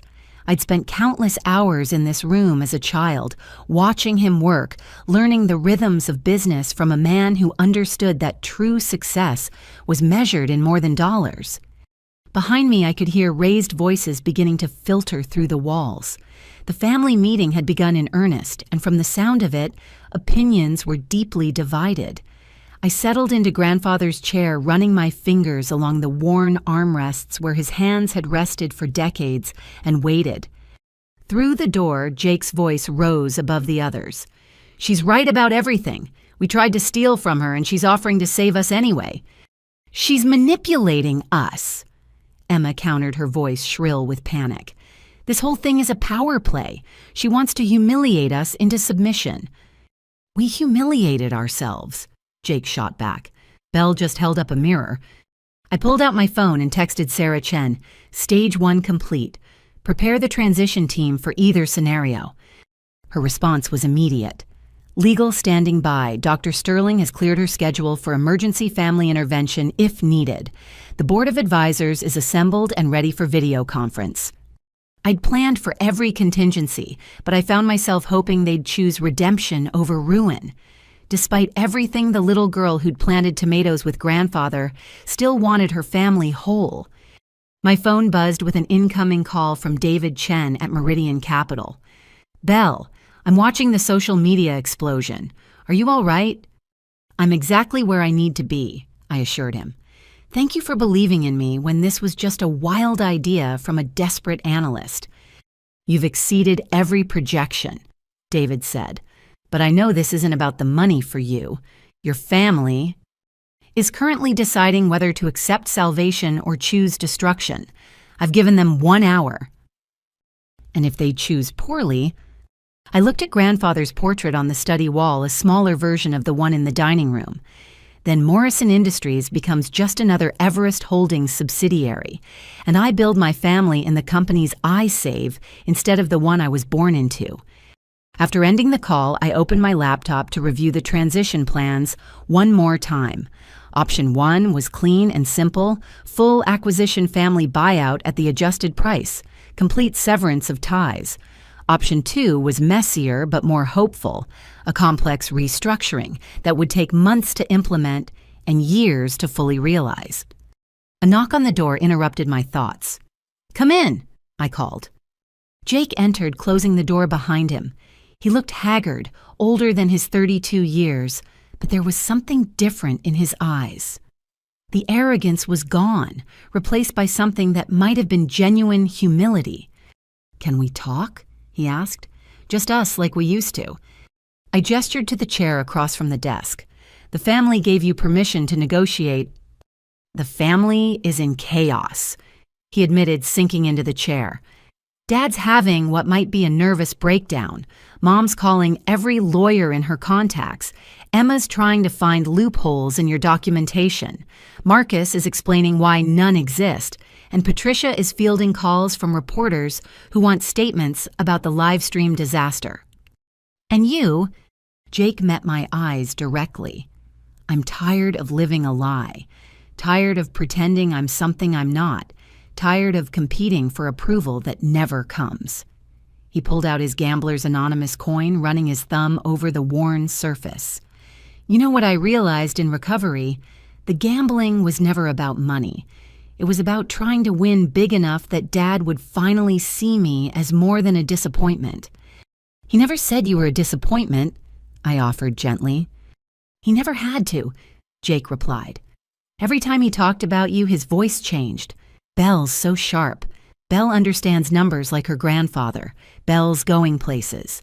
Even when you left, even when he was planning to disinherit you, there was pride in his anger, like you'd proven his point by succeeding without him. And Emma's worse off than me," Jake sighed. "At least I had addiction to blame. She's been living with imposter syndrome her entire life, stealing achievements because she can't believe she could earn any on her own. Do you know she cried when you mentioned her improvements to the supply chain system? First time anyone's ever suggested she had an original thought worth noting. We sat in comfortable silence for a moment, the kind we'd shared as children when the world got too complicated and we'd hide in this very room. "I'm sorry," Jake said finally. "Not the kind of sorry you say when you're caught, but really sorry. You saved my life, Belle. Not just the company or my reputation, but my actual life. I was so deep in debt to dangerous people. If you hadn't covered it, I don't know what would have happened." "I know exactly what would have happened," I said quietly. "That's why I did it. And I repaid you by helping them plan your exile." Jake's voice broke. "By documenting your absence, building their case against you all while knowing you were gone because of me. What kind of brother does that—" "A human one," I replied, "flawed and selfish and capable of change. The question is, what kind of brother do you want to be now?" Jake leaned forward, his hands clasped. "I want option 2. I'll do whatever it takes. The oversight, the reporting structure, continuing therapy, all of it. I've spent 4 years in recovery learning that accountability isn't punishment. It's freedom. And the others—" "I'll convince them," Jake said with determination. "Or at least I'll try. But Belle, I need to know something first. Could you really send us to prison, destroy the family completely?" I considered the question carefully. "Yes," I said finally. "If you chose to continue down the path of destruction, I would let you face the consequences, not out of vengeance, but because sometimes people need to hit bottom before they can rebuild. Ask any recovering addict." Jake nodded slowly. "That's what I told them, that you're offering us intervention before we hit bottom, that this is mercy, not manipulation." Another knock interrupted us. This time it was Emma, her tear-stained face showing the ravages of the evening's revelations. "Can I come in?" Jake started to leave, but I motioned for him to stay. "We're family. Let's stop having secrets." Emma entered hesitantly, as if the study itself might judge her. She'd removed her designer heels and looked smaller, younger, more like the little sister who used to beg me to braid her hair. "I hate you," she said without preamble, then immediately burst into fresh tears. "No, that's not true. I hate that you're right. I hate that you've been watching me fail and steal and pretend. I hate that you let me do it." "I didn't let you do anything," I corrected. "I gave you opportunities to succeed or fail on your own merits. The fact that you improved the supply chain system, that was all you, Emma. I couldn't have predicted that innovation. I wouldn't have thought of it." "Stop being nice to me," Emma sobbed. "I don't deserve it. I've been horrible to you for years. Even before this whole disinheritance plot, I resented you. Perfect Belle with her perfect grades and her perfect plans." "I was never perfect," I said. "I was terrified. Terrified of failing grandfather's legacy. Terrified of Jake's addiction destroying us. Terrified of Mom and Dad's expectations. I ran to California not out of ambition, but out of fear. The only difference between us is that my fear drove me to build something while yours drove you to tear things down." Emma collapsed into another chair, looking between Jake and me. "How are you sitting here offering us hope after what we did? We literally planned to destroy you. There were meetings, Belle. Actual meetings where we discussed how to hurt you most effectively. Dad suggested the $10,000 bequest specifically because he knew it would feel like a slap in the face." "I know," I said simply. "I've seen the meeting minutes." "And you still want us in your life?" "I want the family we could have been," I clarified. "The one where Jake's recovery is celebrated instead of hidden, where Emma's actual talents are nurtured instead of her insecurities, where Mom and Dad learn that love isn't conditional on compliance. That family might still be possible, but only if everyone chooses to build it." The study door burst open without a knock. Robert stood there, his face flushed and breathing heavy. Behind him, Linda clutched Marcus's arm for support. "You've destroyed us," Robert accused, pointing a shaking finger at me. "That live stream has gone viral. I've had 17 calls from business associates canceling contracts. Our reputation is ruined. Your reputation for integrity was ruined the moment you chose betrayal over family. I responded calmly. The live stream just made it public. But reputations can be rebuilt, Dad. The question is whether you want to rebuild on a foundation of lies or truth. This is all your fault, Linda interjected. If you'd just stayed with the family business like you were supposed to, then Jake's embezzlement would have been discovered during the audit. He'd be in prison, the company would have folded, and we'd have nothing. I finished. Is that the alternate history you prefer? Marcus cleared his throat. I've been on the phone with my partners. From a legal standpoint, option 2 is remarkably generous. The restructuring terms are more favorable than any bankruptcy court would offer, and the personal protection from criminal prosecution is substantial. You mean we're criminals, Robert said flatly. You mean you've made criminal choices, I corrected. Fraud, embezzlement, intellectual property theft, conspiracy to commit financial harm. Should I continue? I've had enough, Patricia announced from the doorway. She held up her phone, showing a recording app. I've been documenting everything tonight. Every confession, every revelation, every crime admitted to. I came here planning to record Belle's humiliation, and instead, I've recorded yours. The room tensed, everyone turning to stare at Patricia with fresh horror. Relax, she continued. I'm deleting it. All of it. You want to know why? She looked at me with something approaching respect. Because in all the years I've watched this family's drama, tonight's the first time I've seen real love. Twisted and buried under greed and ego, but love nonetheless. Belle could destroy you all, and instead she's offering salvation. That's worth more than any gossip or social media views. She made a show of deleting the recordings, then looked at Robert and Linda. You have 30 minutes left to decide. I suggest you spend them wisely.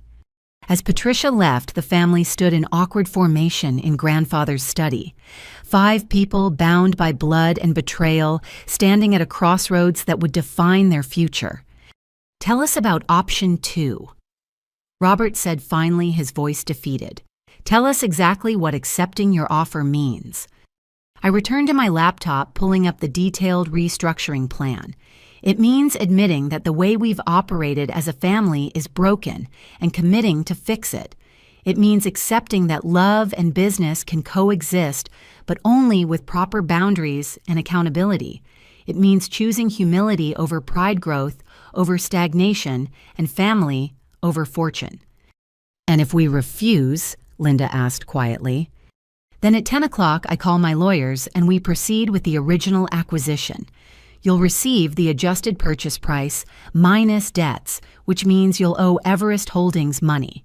The forensic audit goes to the authorities. Criminal investigations begin. The family fractures permanently, and Morrison Industries becomes just another company in my portfolio.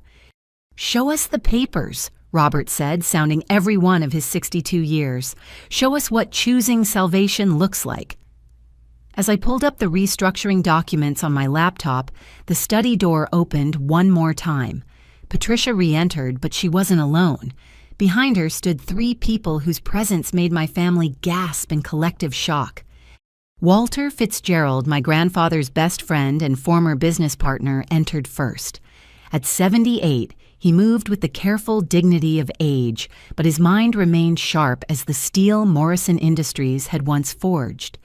Theodore Morrison, my father's younger brother who'd been estranged from the family for a decade, followed close behind, and finally Jennifer Martinez, whose presence made Jake go pale with recognition. Hello, Robert. Walter said, his voice carrying the authority of someone who'd helped build Morrison Industries from its foundation. Belle asked us to be here for this moment. She thought you might need to hear some truths from voices other than hers. Walter, my father stammered. Ted, what are you doing here? Setting the record straight. Theodore replied, his resemblance to my father striking despite the 10-year age gap. Something I should have done years ago. Jennifer Martinez stepped forward, her federal investigator's badge visible on her hip. Mr. Morrison, I'm Special Agent Martinez with the Securities and Exchange Commission. I'm here in an unofficial capacity at Ms. Morrison's request, but I think you should know that we've been monitoring Morrison Industries for the past 18 months. Monitoring? Linda's voice cracked. For what? Securities fraud, initially, Jennifer replied calmly. We received anonymous tips about financial irregularities. What we found was interesting. A pattern of embezzlement that was systematically covered up intellectual property theft, being disguised as internal innovation, and what appeared to be preparation for fraudulent asset transfer. But every investigation led to the same conclusion. She continued looking at me with professional respect. Someone was protecting Morrison Industries from itself. Every time criminal activity reached a threshold that would trigger federal intervention, it was mysteriously resolved. Funds appeared from untraceable sources. Stolen innovations were retroactively documented. It was like watching a guardian angel with a very good understanding of securities law. That was you, Emma said to me, understanding dawning. You've been protecting us from prison this entire time. I've been protecting Morrison Industries, I clarified. The family was collateral benefit. Walter moved to grandfather's portrait, touching the frame with gnarled fingers. Harrison Morrison would be spinning in his grave if he saw what you've become, Robert. He built this company on principles of integrity and family unity. You've perverted both. You don't understand, Robert protested. The pressure of maintaining the legacy, the competition, the changing markets. I understand perfectly, Walter interrupted. I was there when Harrison started with nothing but a truck and determination. I watched him face bankruptcy 3 times and never once compromise his ethics. You had every advantage he fought to give you, and you squandered it on pride and greed. Theodore stepped forward, his expression mixing anger with pity. Do you want to know why I really left the family business, Robert? Why I haven't spoken to you in a decade? My father's jaw tightened. You said you wanted to pursue other interests. I left because I discovered you were planning to force me out, Theodore revealed. I found the documents you'd prepared with the previous family lawyer, the ones that would have diluted my shares to nothing. Sound familiar? Belle isn't the first family member you've tried to exile. She's just the first one smart enough to see it coming and strong enough to fight back. That's not... We never... Linda's protest died as she saw the truth in Theodore's eyes. I have the documents, Theodore said simply. I've kept them all these years, wondering if I should have fought back, watching from afar as you poisoned Jake with impossible expectations and Emma with casual cruelty. But I was a coward. I took my buyout and ran. Belle didn't run. She stayed and fought for all of you, even as you sharpened your knives for her back. Walter pulled out a manila envelope, aged and worn. Harrison left more than one letter, Robert. This one was for me to be shared when the family had lost its way. Would you like to hear your father's words? Robert nodded mutely, sinking into a chair as Walter opened the letter with reverent care. My dear Walter. Walter read his voice, taking on the cadence of my grandfather's speech. If you're reading this, then my fears have come to pass. I've watched my son Robert grow harder with each passing year, mistaking ruthlessness for strength and seeing family as competition rather than foundation. I pray I'm wrong, but if the family business survives, it will likely be despite him, not because of him. My father flinched as if physically struck. Walter continued reading. I see hope in my grandchildren, particularly young Belle, who has her grandmother's heart and my head for numbers. If the family turns on itself, as families drunk on success often do, look to her for salvation. She has the rare gift of seeing strength in mercy and opportunity in crisis. The others may try to destroy her for it. Don't let them. Morrison Industries was built on love, Walter. If that love dies better, the company die with it than persist as a monument to greed. He knew, Robert whispered. He knew what I'd become. He knew what you were choosing to become, Walter corrected. There's a difference. Even now, Belle is offering you a choice. The question is whether you've finally learned enough to make the right one. I opened a new folder on my laptop, one I'd hoped never to need. There's more you should know. The full truth about the last 5 years, documented and verified. The screen filled with a timeline of events, each entry supported by documents, photos, and correspondence. Jake's face crumbled as he saw the full extent of his gambling losses displayed in stark detail. $800,000 had been just the beginning. The total approached $2 million before I'd intervened. "The Torelli crime family had a contract on you, Jake," I said quietly. $100,000 marker you couldn't pay. I negotiated with them through intermediaries, paid them in installments, and got them to agree to leave you alone. You never knew because I made sure you never knew. Your recovery couldn't handle that kind of pressure. Jake buried his face in his hands. $2 million. You paid $2 million to save me. I invested $2 million in my brother's life, I corrected. Worth every penny. The timeline shifted to Emma's failures, each one documented with brutal honesty. The boutique that failed, the marketing campaigns that flopped, the improvements she'd claimed as her own that had actually made things worse before I quietly fixed them. Every mistake covered up, every failure transformed into success. I narrated. Not to enable you, Emma, but to give you room to learn without destroying your confidence completely.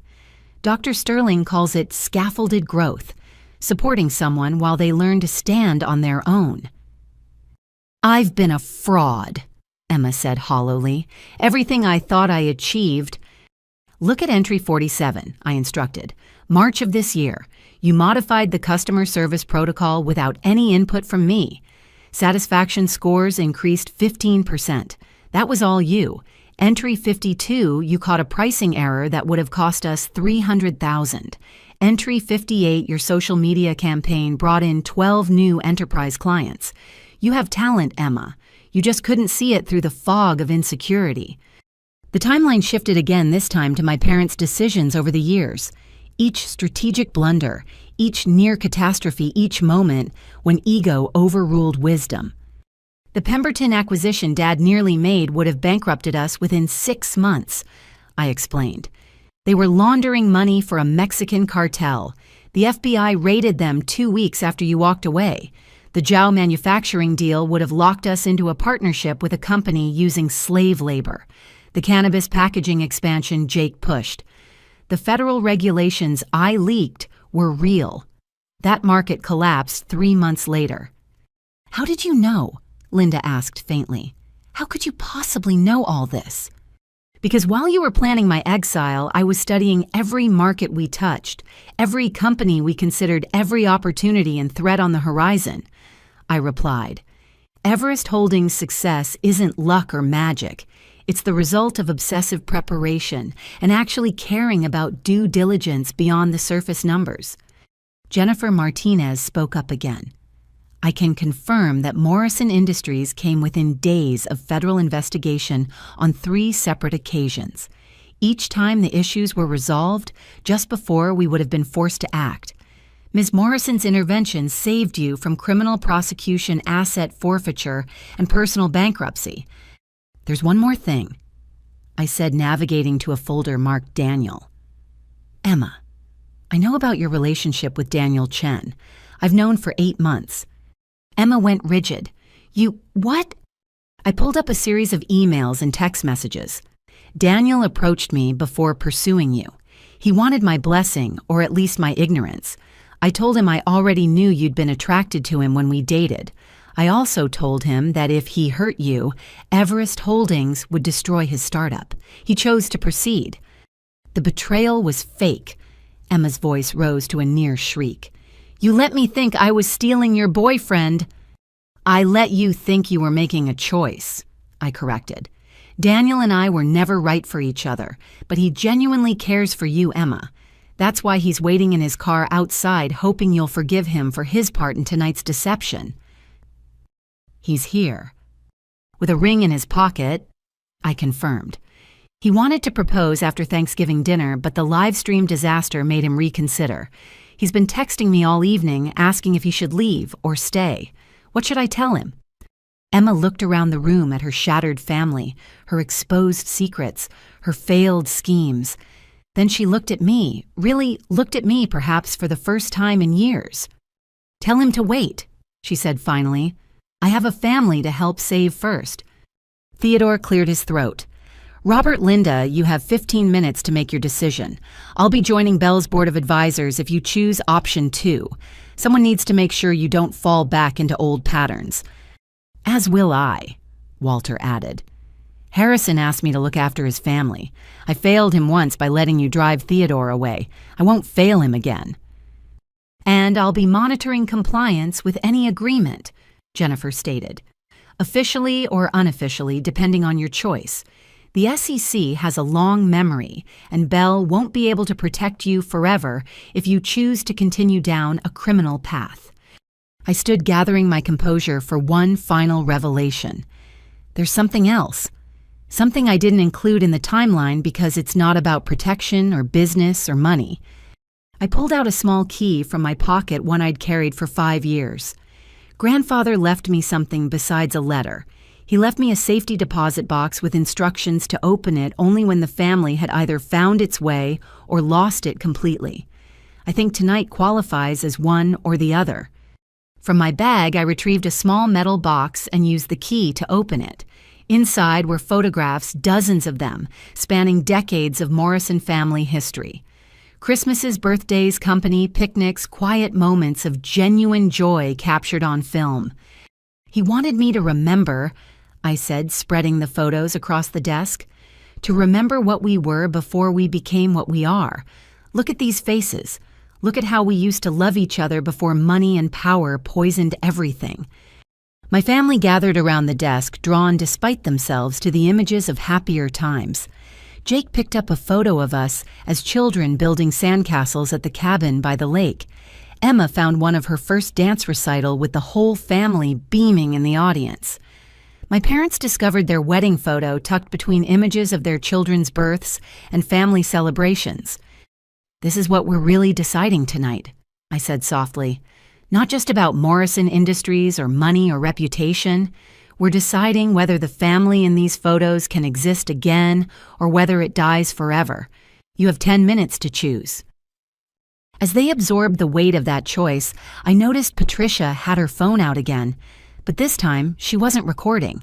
She was looking at a photo on her screen, one of her own family that she'd lost to similar greed and dysfunction. "Choose wisely," she said quietly. "Some chances only come once." The grandfather clock in the hallway began its countdown to 10 o'clock, each tick a reminder that time for decision was running out. The Morrison family stood at the precipice with only minutes to decide whether to fall or fly. The grandfather clock had just finished chiming 9:30 when the doorbell rang, cutting through the tension like a blade. We all froze, looking at each other with the wariness of conspirators caught mid-plot. "I'll get it," Patricia offered, seemingly grateful for any excuse to escape the suffocating atmosphere of the study. Moments later, she returned with 3 more unexpected visitors, and the night's revelations were far from over. First came David Chen from Meridian Capital, my former boss and first investor, his usually immaculate suit showing signs of hasty travel. Behind him walked Margaret Sullivan, an elegant woman in her 60s, who carried herself with quiet authority. And finally, Thomas Brennan, still wearing his work clothes from the steel mill, his presence both incongruous and somehow perfect in my grandfather's study. "Forgive the intrusion," David said, nodding to my family. "Bell told us to wait until 9:30 before joining. We've been at the coffee shop down the street watching the social media explosion." "More witnesses to our humiliation?" Robert asked bitterly. "More testimony to Bell's character." Margaret corrected her voice, carrying the crisp accent of old Boston money. "I'm Margaret Sullivan, CEO of Sullivan Trust. We manage approximately $2 billion in family office assets. Bell approached me 18 months ago with a proposal that seemed too altruistic to be real. Now I understand why." Thomas Brennan stepped forward, his calloused hands a stark contrast to the manicured fingers around him. "I'm Tom Brennan. My family owned Brennan Steelworks until gambling addiction nearly destroyed us. Belle saved more than our company. She saved our family. When she called saying she might need character witnesses tonight, I drove 3 hours to be here." "Character witnesses?" Linda echoed faintly. "For the family intervention," David explained. "Belle knew this moment would come. She's been preparing support systems for months, hoping you'd choose rehabilitation over destruction. We're here to tell you what that choice looks like from the other side." Walter gestured for everyone to sit, though there weren't enough chairs for the crowd now assembled in Grandfather's study. Some leaned against the built-in bookshelves, others stood near the windows. It felt like a tribunal, but one focused on healing rather than judgment. "Tell them about Brennan Steele," Belle prompted Thomas gently. Thomas rubbed his weathered face, gathering his thoughts. 4 generations of Brennans worked that mill. My great-grandfather started it with nothing but determination and a small loan from a local bank, built it into the biggest employer in our county. Then I discovered online poker. His voice carried the weight of hard-won self-awareness. Started small, $20 buy-ins during lunch breaks. Within 2 years, I was betting the payroll, mortgaged the family home 3 times. My wife found out when our daughter's college fund disappeared overnight. $800,000 gone just like that. Jake shifted uncomfortably, recognizing his own story in Thomas's words. "My brothers wanted to kill me literally," Thomas continued. "My father, 78 years old, came out of retirement to try to save what I'd destroyed. We were 3 days from bankruptcy when Belle's offer came through Everest Holdings. But it wasn't just money she offered." "What else?" Emma asked quietly. "Dignity." Thomas replied simply. "She could have bought us for pennies and stripped the assets. Instead, she paid fair value and kept everyone employed. But the real gift was the requirement for therapy, individual family group sessions. My brothers had to attend anger management. My wife and I had to do couples counseling. The whole family had to learn to communicate without screaming." "And now," Robert prompted despite himself, "Brennan Steele is thriving. My brother Michael runs operations. I work the floor like my grandfather did honest work for honest pay. My daughter graduated debt-free because Belle restructured our personal loans as part of the deal. And every Thursday night, I sponsor other gambling addicts, including 3 business owners Belle has sent my way." Margaret Sullivan spoke next. "I met Belle when she came seeking investment capital. Most 28-year-olds pitch get-rich-quick schemes or tech disruptions. Belle pitched something revolutionary, saving family businesses from themselves. Her model wasn't about maximum profit extraction. It was about sustainable regeneration." "Pretty words," Robert said dismissively, "but business is about returns." "Indeed," Margaret smiled, "which is why I was skeptical until I saw her results. Everest Holdings portfolio companies don't just survive Mr. Morrison, they flourish. Employee satisfaction scores average 85%. Community impact metrics are off the charts. And financially, her returns exceed traditional private equity by 30%. How Marcus asked his legal mind engaged, despite the circumstances. "Because healed families don't sabotage their own success," Margaret explained. "They don't embezzle funds or waste energy on internal warfare. They focus on growth and innovation. Belle discovered that investing in psychological health yields better returns than any financial engineering." David Chen pulled out his tablet showing charts and graphs. "I've watched Belle build Everest Holdings from conception. Every decision, every acquisition, every intervention has been leading to this moment. Morrison Industries wasn't just another target. It was the reason for everything." "What do you mean?" Linda asked. "She told me from day one," David revealed. "She said, I need to build something big enough to save my family's business when they inevitably destroy it. I thought she was being dramatic. Now I see she was being prophetic." Jennifer Martinez, who'd been quietly observing, added her perspective.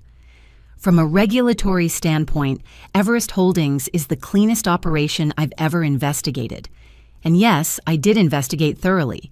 What I found was a company that proactively addresses issues before they become crimes. They've prevented more SEC violations than most compliance departments even catch. But the most impressive part, she continued looking directly at Robert, is the paper trail of protection around Morrison Industries. Every time you nearly committed securities fraud, Everest Holdings mysteriously made moves that forced you to reconsider. Every time Jake's past threatened to resurface, potential problems disappeared. Every time Emma's fabrications could have led to lawsuits, documentation would appear to provide legal cover. "She's been our guardian angel," Emma whispered. "More like your guardian CEO," Theodore corrected. "Angels work on faith. Belle worked with spreadsheets and strategic planning." The doorbell rang again. Patricia, now functioning as an impromptu doorwoman, went to answer it. She returned with someone who made Emma gasp and Jake groan, Dr. Elizabeth Sterling, the family therapist Belle had mentioned. "I apologize for arriving early," Dr. Sterling said, her calm presence immediately shifting the room's energy. "But given the livestream situation, I thought it might be helpful to begin our work immediately should the family choose that path." "You brought a therapist to Thanksgiving dinner," Robert asked me incredulously. "I brought hope," I corrected. "Dr. Sterling has worked with 7 of my portfolio companies. She specializes in the intersection of family dynamics and business dysfunction. Her success rate is remarkable." "If I may," Dr. Sterling interjected, "I've been briefed on the situation. The patterns I see here are textbook parentification of children's success measured only in financial terms, love conditioned on compliance and identity formation, corrupted by impossible expectations. These patterns are treatable, but only with complete commitment to change." "What would that look like?" Linda asked hesitantly. "Twice weekly family sessions for the first 6 months." Dr. Sterling outlined. "Individual therapy for each family member to address personal issues, group workshops on communication boundary setting, and healthy conflict resolution. It's intensive, but transformation requires intensity." Jake suddenly stood moving to the window. "We're running out of time. It's 9:45. He turned to face our parents. "Mom, Dad, I need you to hear something. Really hear it, not just deflect it like you always do." He took a deep breath, 4 years of recovery giving him strength. "You broke us, all 3 of us. You created a family where love had to be earned through achievement, where failure meant rejection, where success was never enough because there was always someone doing better. Do you know why I started gambling? Because the high of winning was the only time I felt like I might finally be good enough for you." "That's not fair," Robert protested. "Isn't it?" Jake challenged.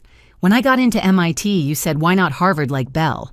When I made VP of Operations, you asked when I'd be president. When I brought home Sarah Whitmore, you wondered why I couldn't find someone from a better family. Nothing was ever enough, so I tried to win big enough to finally impress you. Instead, I nearly destroyed everything." Emma joined him at the window. "I was worse. I knew I'd never be as smart as Belle or as ambitious as Jake, so I became the pretty one, the social one, the one who could at least make you look good at parties. But that wasn't enough either. You'd introduce me as our Emma, she's trying to find herself. Like I was a permanent disappointment. So I started stealing accomplishments, hoping manufactured success would finally make you see me as more than decoration. We loved you all equally," Linda insisted, but her voice lacked conviction. "No," I said firmly. "You loved the versions of us you wanted us to be. When we deviated from your script, love became disappointment. When we exceeded expectations, love became pride in your parenting. But unconditional love, the kind that survives failure and celebrates growth, that was as foreign to this family as speaking Mandarin." Walter Fitzgerald moved to the center of the room. Harrison Morrison wasn't perfect. He could be hard, demanding, sometimes impossible. But he understood something you've forgotten, Robert. He knew that family and business could strengthen each other, but only if family came first. The business was supposed to serve the family, not consume it. "Easy for you to say," Robert shot back. "You weren't carrying the weight of his legacy." "I carried my own. Walter replied, "and I made my own mistakes. But I never sacrificed my children on the altar of success. That's a uniquely Morrison innovation and not one Harrison would have approved." Patricia, still holding her phone, suddenly spoke up. "The live stream recording has been viewed over 100,000 times. The comments are interesting. Most support Belle, but there's a significant thread developing about family businesses and generational trauma. Professors are already discussing using this as a case study." "Wonderful," Robert said sarcastically. "We're now a cautionary tale for business schools." "You were always going to be a case study," I said. "The question was whether it would be about failure or redemption. That choice is still yours with 8 minutes remaining." Thomas Brennan stepped forward. "Can I share something?" "My family chose redemption. It wasn't easy. Those first therapy sessions were brutal. 40 years of resentment and pain don't disappear overnight. My brothers said things that cut deep. I had to hear how my addiction had affected everyone, not just financially, but emotionally. My daughter told me she used to lie about what her father did for a living because she was ashamed." His voice cracked, but he continued. "But we kept going. Week after week, session after session, and slowly something shifted. We stopped being enemies who shared blood and started being family again. Last month, my grandson was born. They named him Thomas after me. Not the gambling addict who nearly destroyed everything, but the man who found the courage to change. That's what redemption looks like." Margaret Sullivan added, "From an investment perspective, the families that choose Belle's path show remarkable returns, not just financially, but in metrics that actually matter. Health improves when stress decreases. Creativity flourishes when fear of failure diminishes. Innovation accelerates when people feel safe to take risks. The families that go through this process don't just survive, they evolve." 5 minutes. Jake announced, his voice tight with anxiety. "Mom, Dad, please. We've lost so much already. Don't let pride cost us our last chance." Dr. Sterling spoke gently. "If I may observe something, the fact that you're all still here, still listening, still engaging suggests that beneath the pain and betrayal, love still exists. Dysfunctional love, perhaps. Misdirected and conditional love, certainly. But love nonetheless. That's a foundation we can build on if you're willing." "And if we're not?" Robert asked, though his defiance was weakening. Jennifer Martinez answered with professional detachment. "Then tomorrow morning I file my report with the SEC. The forensic audit Belle compiled provides sufficient evidence for a full investigation. Asset freezing, criminal charges, public trial. The Morrison name won't just be tarnished. It will become synonymous with corporate fraud and family betrayal." "That seems harsh," Linda protested. "That's justice," Jennifer corrected. "Belle has been preventing justice for years to protect you. If you reject her offer, that protection ends." Theodore moved closer to his brother. "Robert, I've watched from a distance for 10 years, watched you grow harder, colder, more obsessed with control. Watched Linda enable it because challenging you was scarier than watching your children suffer. This is your moment of choice, not just for the business, but for your soul." 2 minutes, Jake said quietly. Emma suddenly grabbed the restructuring documents from my laptop, scanning them with desperate intensity. "The terms are more than fair. We keep our positions, but with oversight. We maintain income, but lose absolute control. We get therapy instead of prison. How is this even a question? Because it means admitting we were wrong." Robert said finally, his voice barely audible. "Admitting that I became the kind of man my father would have despised. Admitting that I valued money over my own children. Admitting that I need help." "Yes," I said simply. "It means admitting all of that. But admission is the first step to healing. And healing is the only path to the family we could have been." 1 minute, Jake announced. The room fell silent except for the ticking of the grandfather clock. 11 people crowded into a study meant for quiet contemplation, waiting for 2 broken parents to choose between pride and redemption. Linda reached for Robert's hand. They looked at each other, 40 years of marriage condensed into a single moment of decision. I saw in their faces the young couple from grandfather's photos, before ambition curdled into obsession, before love became conditional, before they lost themselves in the pursuit of more. 30 seconds, Jake whispered. Robert looked at me, really looked at me for the first time in years, not as the daughter who defied him or the obstacle to his plans, but as the woman who'd sacrificed everything to save a family that had betrayed her. His eyes filled with tears he'd probably been suppressing for decades. "Where do we sign?" he asked brokenly. The clock began to chime 10 o'clock as I pulled out the restructuring agreements already prepared, with signature lines and witness blocks. My hands remained steady as I placed them before my parents, but my heart was racing with a mixture of relief and apprehension. The real work was just beginning.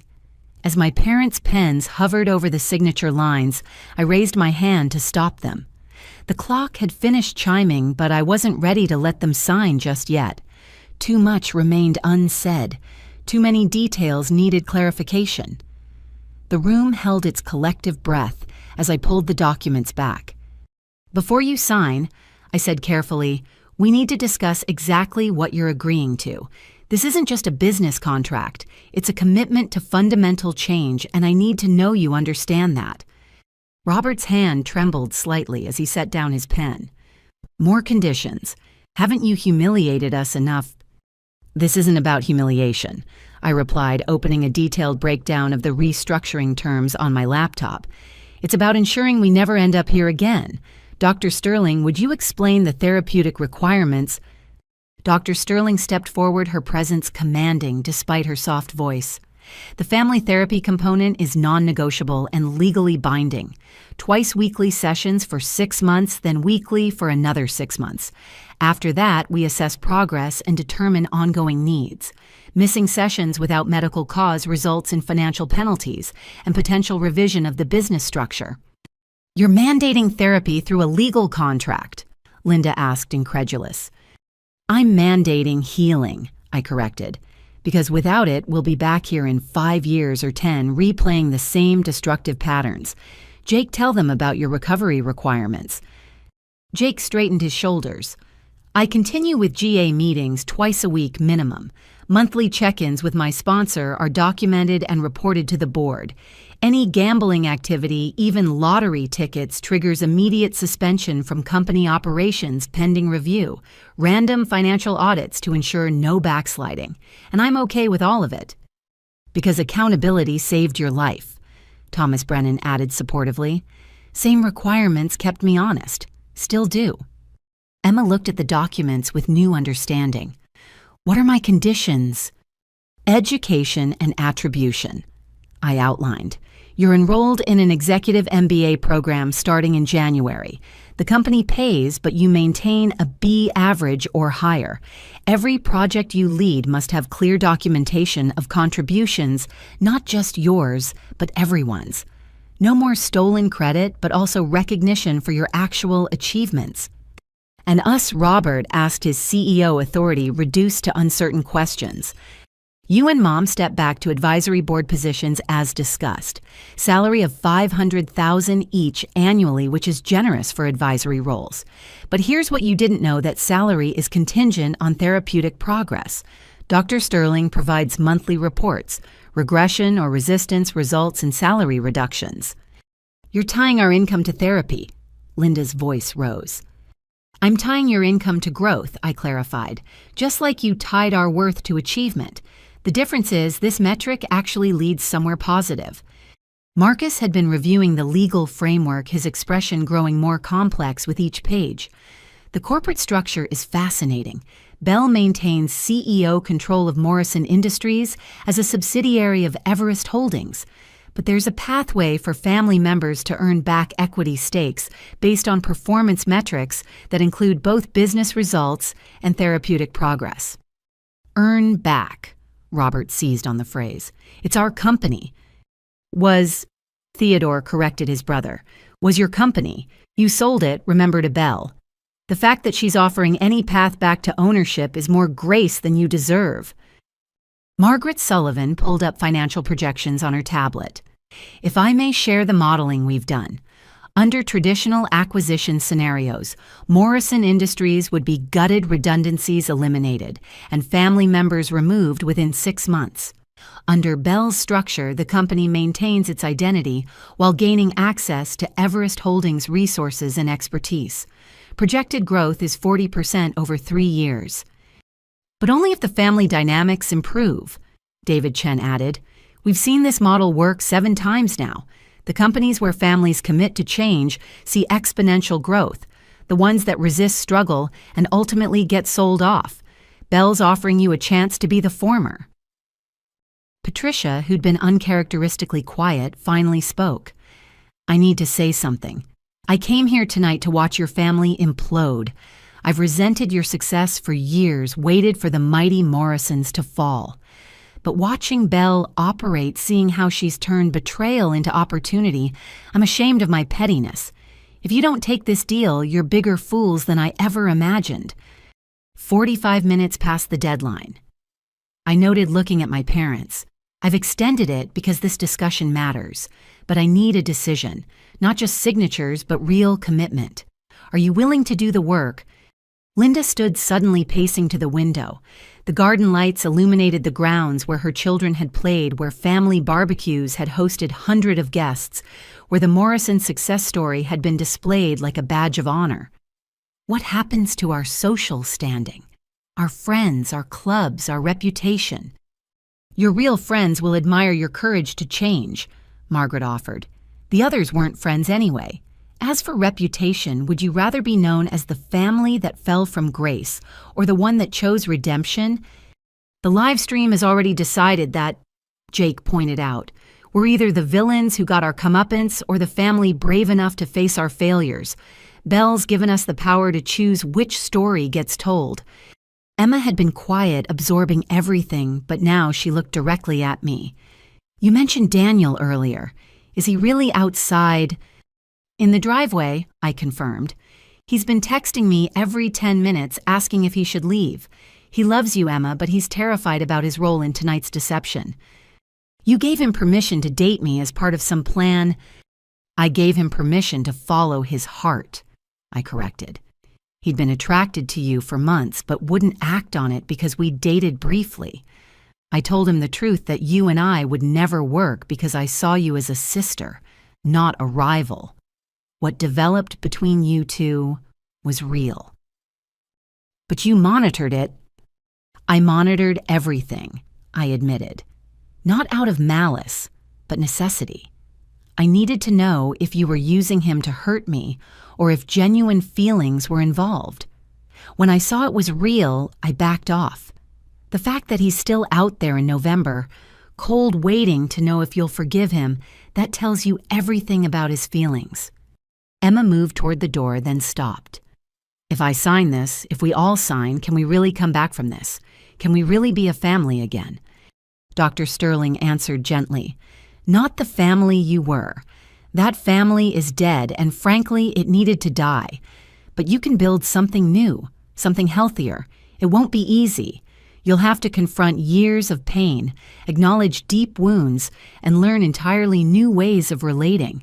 But yes, you can become a family again, a better one. I've seen it, Thomas added earnestly.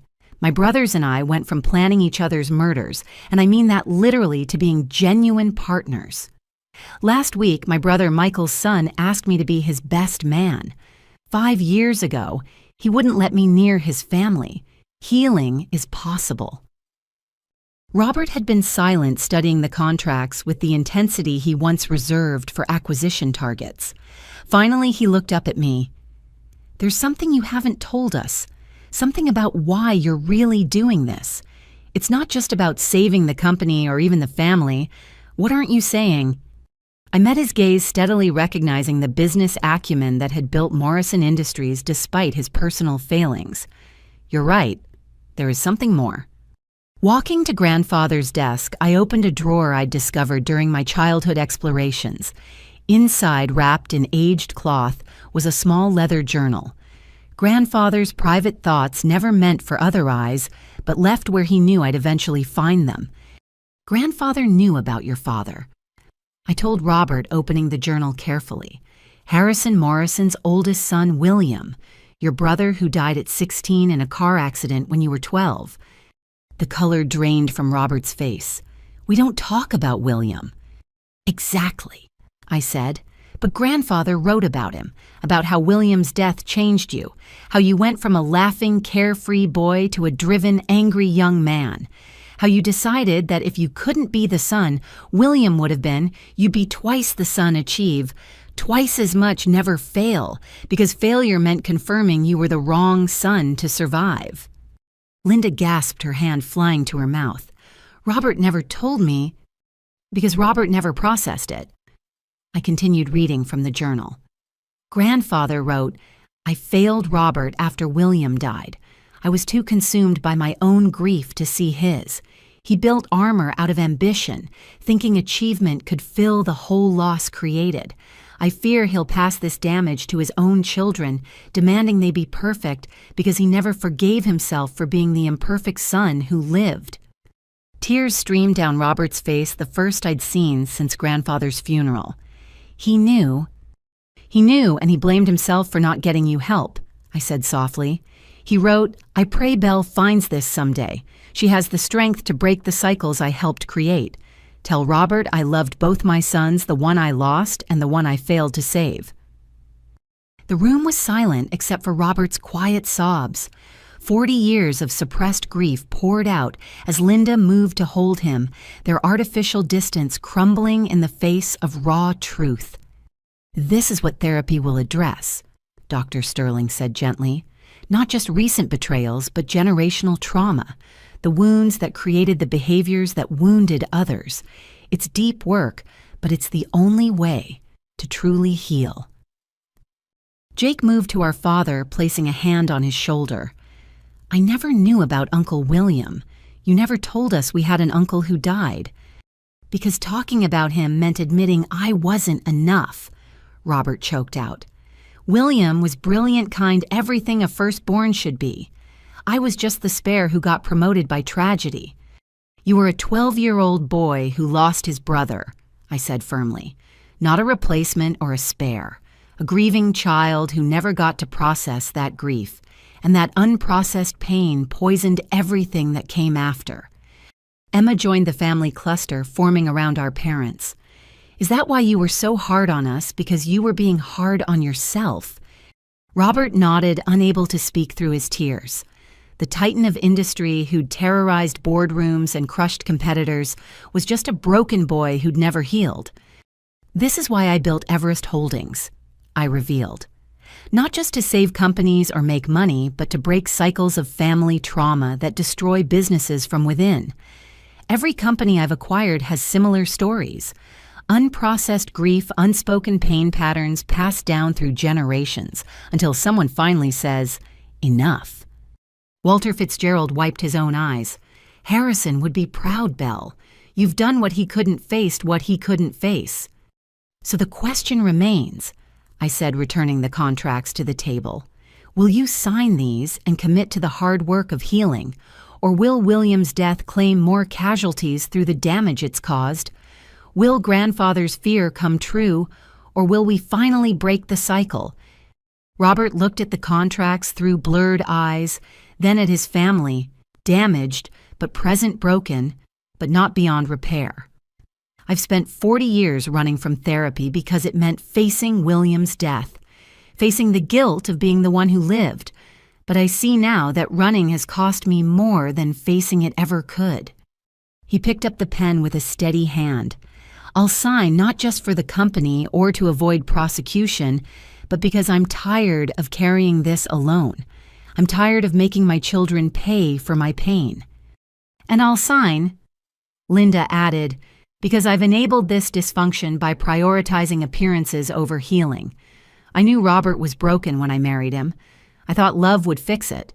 Instead, I helped him hide it, and we passed it on to our children. Jake and Emma nodded their agreement, understanding that this moment was bigger than business or betrayal. This was about breaking generational patterns that had claimed victims for decades. As they signed the contracts witnessed by Walter Theodore Marcus Patricia and Jennifer Martinez, I felt grandfather's presence in the room. Not the stern businessman from the portraits, but the loving grandfather who'd taught me that strength meant knowing when to fight and when to forgive. "One more thing," I said as the final signature was notarized. "Daniel's been sitting in his car for 3 hours. Emma, whatever you decide about him, please go tell him. He loves you enough to wait in the cold. That deserves an answer." Emma looked at me with new understanding. "You really did want us to be happy, didn't you? Even while we were plotting against you." "I wanted you to be whole," I corrected. "Happy comes after whole. Now go. We'll be here when you get back." As Emma left to face her own moment of truth, the rest of us began the delicate work of transitioning from crisis to recovery. The contracts were signed, but the real work was just beginning. As Emma's footsteps faded down the hallway, the study felt smaller, somehow more intimate with the business concluded and only family and close allies remaining.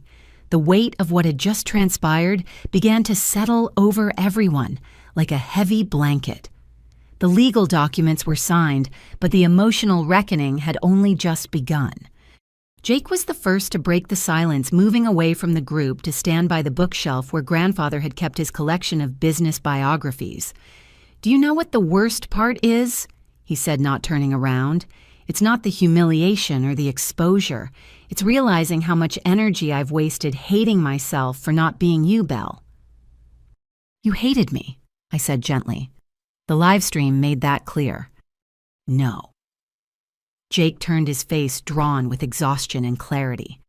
"I hated the version of you I created in my head, the perfect daughter who made everything look easy, the genius who never struggled, the favorite who abandoned us."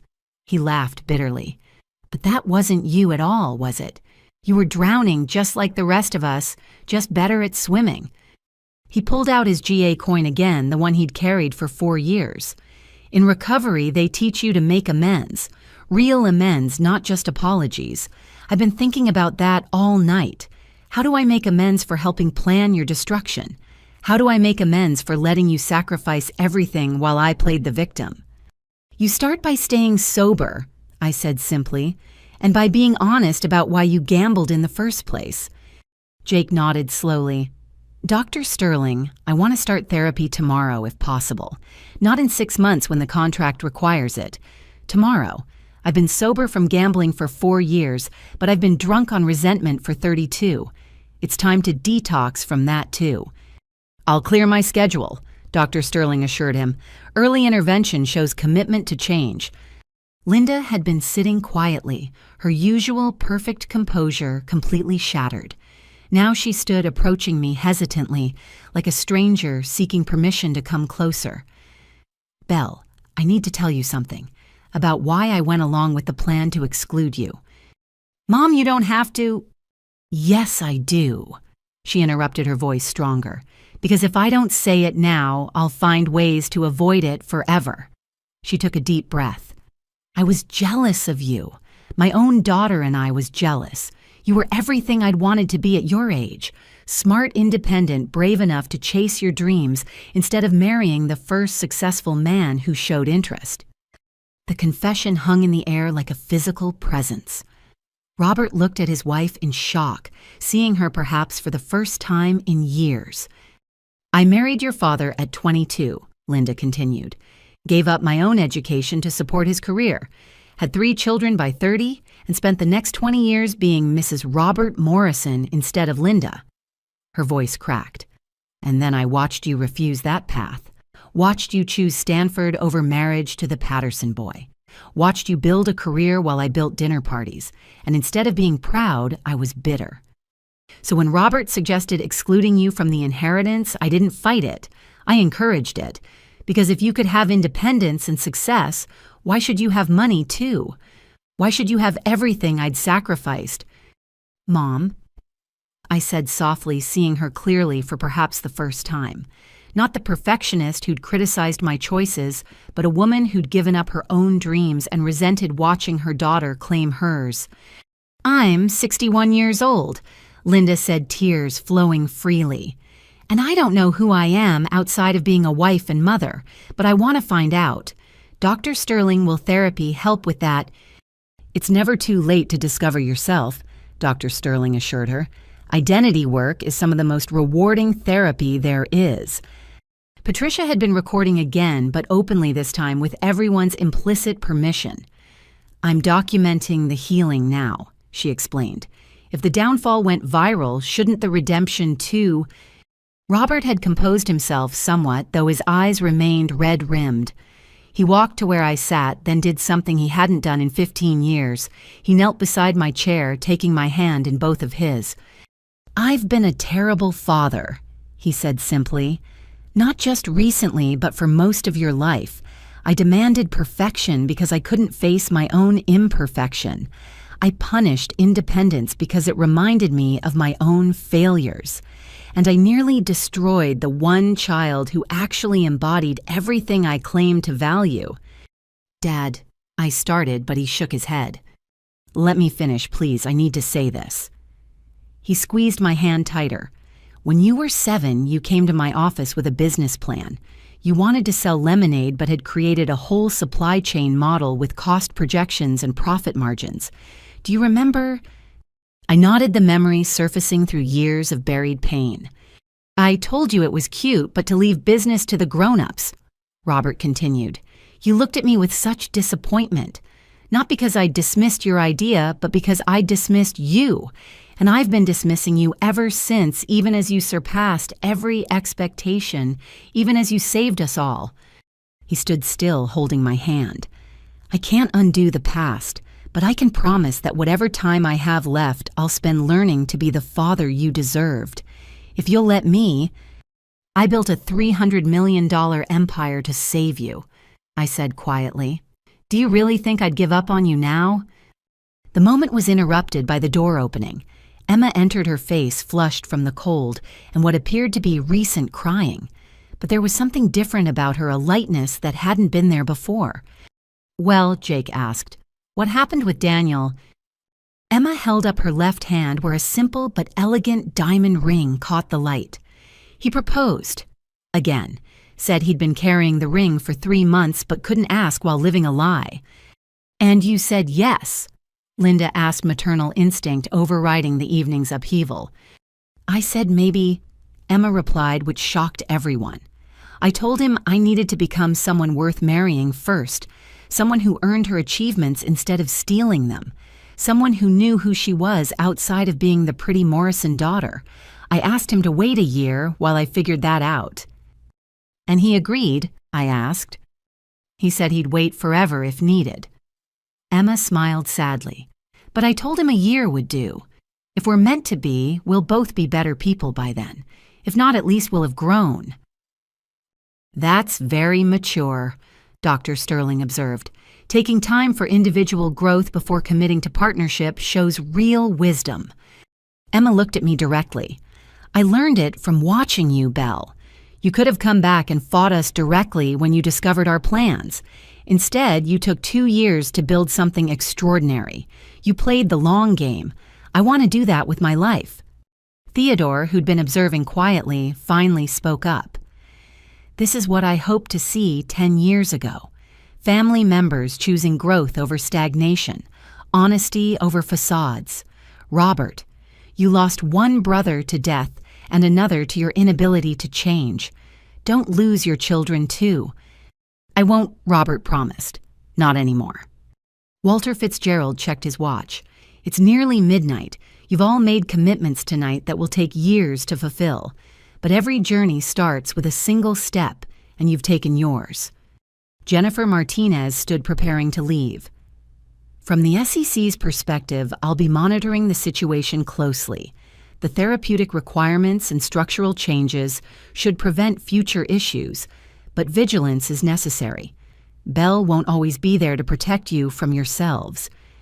"Actually," I interjected, "I will be. That's what family does. Not enabling, but protecting. Not hiding mistakes, but helping recover from them. The difference is, now we'll do it honestly." Marcus had been making notes throughout the evening. I'll file the restructuring documents first thing tomorrow. The transition period begins immediately. Belle, as CEO, you'll need to address the employees soon. The live stream has created uncertainty. Monday morning. I confirmed. All hands meeting. We'll be transparent about the changes while assuring them their jobs are safe. In fact, we'll be hiring. Everest Holdings resources mean expansion, not contraction. Margaret Sullivan and David Chen prepared to leave as well. Belle, you've exceeded every expectation tonight, David said warmly. Your grandfather would be proud. You've saved not just a business, but a family's soul. The work's just beginning, I reminded him. Signing papers is easy. Changing patterns that have been entrenched for generations, that's the real challenge. As the business associates filed out promising to reconvene Monday for transition planning, the family was left alone with Dr. Sterling and Patricia, who'd become an unexpected ally. First family session is Sunday, Dr. Sterling announced. I know it's soon, but momentum matters. 2 p.m. my office. Everyone attends, no exceptions. Even me, Patricia asked hesitantly. Your family, Linda said, surprising everyone. Dysfunctional family, but family nonetheless. Your outside perspective might be valuable.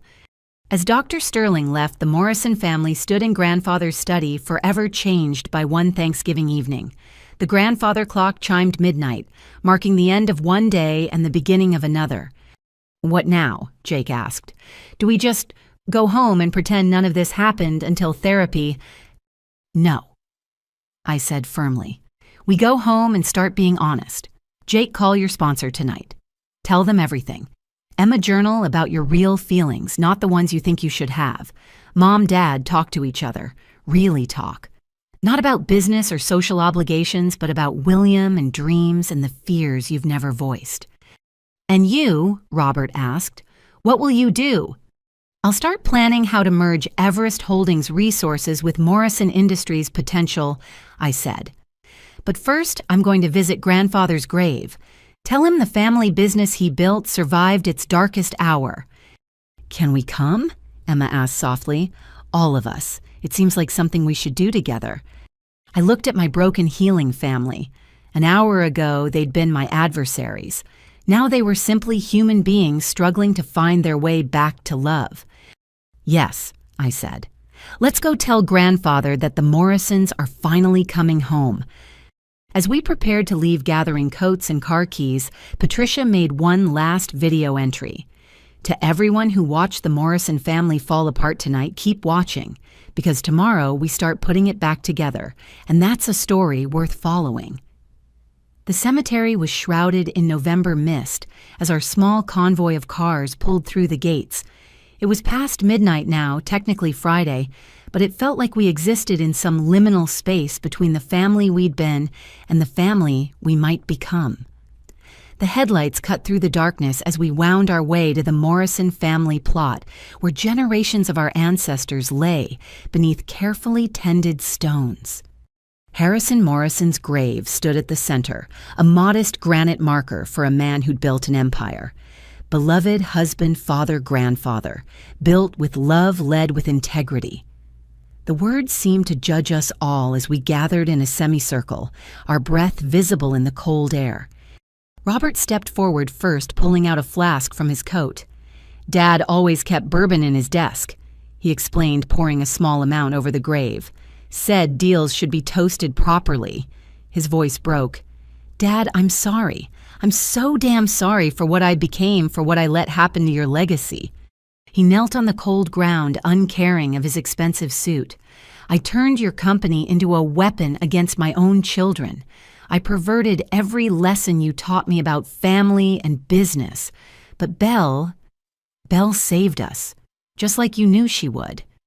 Jake joined his father, placing his GA coin on the gravestone. Grandpa, I'm 4 years sober. You never knew about the gambling because Belle protected me, but I think you would have understood. You always said everyone deserves a second chance. Thank you for raising someone who believed that. Emma approached next, removing her designer scarf and wrapping it around the stone. I used to think you loved Belle more because she was smart like you, But now I realize you loved us all. I just couldn't see it through my own insecurity. I promise to earn my achievements from now on, real ones." Linda stood back uncertain until I took her hand and led her forward. "I never felt good enough for this family," she admitted to the stone. "The girl from the wrong side of town who married up. I spent 40 years trying to prove I belonged, and I taught my children that love had to be earned. Harrison, I'm sorry for failing the family you entrusted to me." Finally, it was my turn. I touched the cold granite, feeling the carved letters of his name. "Grandpa, I did what you asked. I saved Morrison Industries from the Morrisons. It cost everything, but it worked. The family is broken, but not beyond repair. The company will survive and thrive. Your legacy endures." I pulled out the letter he'd left me, now worn from years of reading. "You told me that the strongest steel goes through the hottest fire. We've been through the fire tonight. Now we'll see if we're strong enough to emerge as something better." Patricia, who'd been documenting quietly, lowered her phone. "Mr. Morrison, you don't know me, but I've been jealous of your family my entire life. Tonight I learned that even the most successful families can lose their way, but I also learned they can find it again with help. Thank you for raising a granddaughter wise enough to light the path home." We stood in silence for several minutes, each lost in private thoughts and prayers. The mist swirled around us, giving the moment an otherworldly quality. Then Robert spoke again, addressing not the grave, but his family. "William is buried 3 rows over," he said quietly. "I haven't visited his grave in 20 years. Too painful. But I think it's time." We followed him through the maze of headstones to a smaller marker. "William Harrison Morrison, beloved son and brother, 1965–1981, gone too soon." Robert collapsed beside it, 40 years of suppressed grief pouring out in wrenching sobs. "I'm sorry, Billy. I'm sorry I couldn't save you. I'm sorry I survived when you didn't. I'm sorry I've been such a terrible brother, letting your death poison everything I touched." Jake and Emma looked at each other in shock, only now fully understanding the ghost that had haunted their father their entire lives. They knelt beside him, offering the comfort he'd never allowed himself to receive. "He loved baseball," Robert choked out. "Wanted to play professionally. Had scouts looking at him. I was the businessman, he was the athlete. When he died, I tried to be both. Failed at both." "You didn't fail," I said gently. "You survived, and you built something William would have been proud of even if you lost your way. The fact that Morrison Industries exists for us to save means you succeeded more than you know." Linda knelt beside her husband, holding him as he grieved for the brother-in-law she'd never met, the ghost who'd shaped her marriage in ways she was only now understanding. "We'll come back," she promised the stone. "Bring flowers. Tell him about the family. Make him part of our lives instead of a secret shame." After what felt like hours but was probably only minutes, we helped Robert to his feet. He looked older, but somehow lighter, as if releasing the grief had physically unburdened him. "There's something else," he said, his voice rough. "Something I've never told anyone. The night William died, we'd fought. He wanted to skip college and try for the minor leagues. I called him an idiot, said he was wasting his potential. The last words I said to my brother were, 'You're going to be a failure.'" The weight of that confession settled over us all. 40 years of driving his children toward success suddenly made terrible sense. Every harsh criticism, every impossible standard had been an attempt to ensure none of us ever heard those words, even as he made us feel them constantly. "He knew you loved him," Walter Fitzgerald said, stepping out of the shadows where he'd been waiting by his car. "I'm sorry for intruding, but I couldn't leave without... William came to me that night after your fight, asked me to talk to you to help you understand his dreams. He said, 'Bobby just wants me to be safe and successful. He doesn't understand that I'd rather fail at something I love than succeed at something I hate.'" Robert turned to stare at Walter. He said that, "He loved you, Robert. said you were the best big brother anyone could ask for, just a little too protective. He was planning to apologize the next morning to find a compromise. The accident stole that chance, but it didn't steal the love. Fresh tears streamed down Robert's face, but these seemed different, cleaner somehow, like a wound finally able to drain after years of festering. "We should go," Linda said gently. "It's nearly 2 a.m. We have a company to run tomorrow and therapy to prepare for." As we walked back to our cars, the family dynamics had subtly shifted. Jake walked with Robert, talking quietly about recovery and grief. Emma and Linda linked arms, two women discovering they might actually like each other once the competition ended. I walked with Patricia and Walter, the unlikely allies who'd become part of our story. "You orchestrated all of this, didn't you?" Patricia asked me. "The timing, the revelations, even having Walter here at the cemetery." "I planned for possibilities," I admitted. "But I couldn't orchestrate the choices. Each person here tonight chose truth over comfortable lies. That's what made the difference." Back at the house, as everyone prepared to leave, Emma pulled me aside. "Belle, I need to ask you something. When you were building Everest Holdings, when you were watching us plot against you, did you ever want to just let us fail?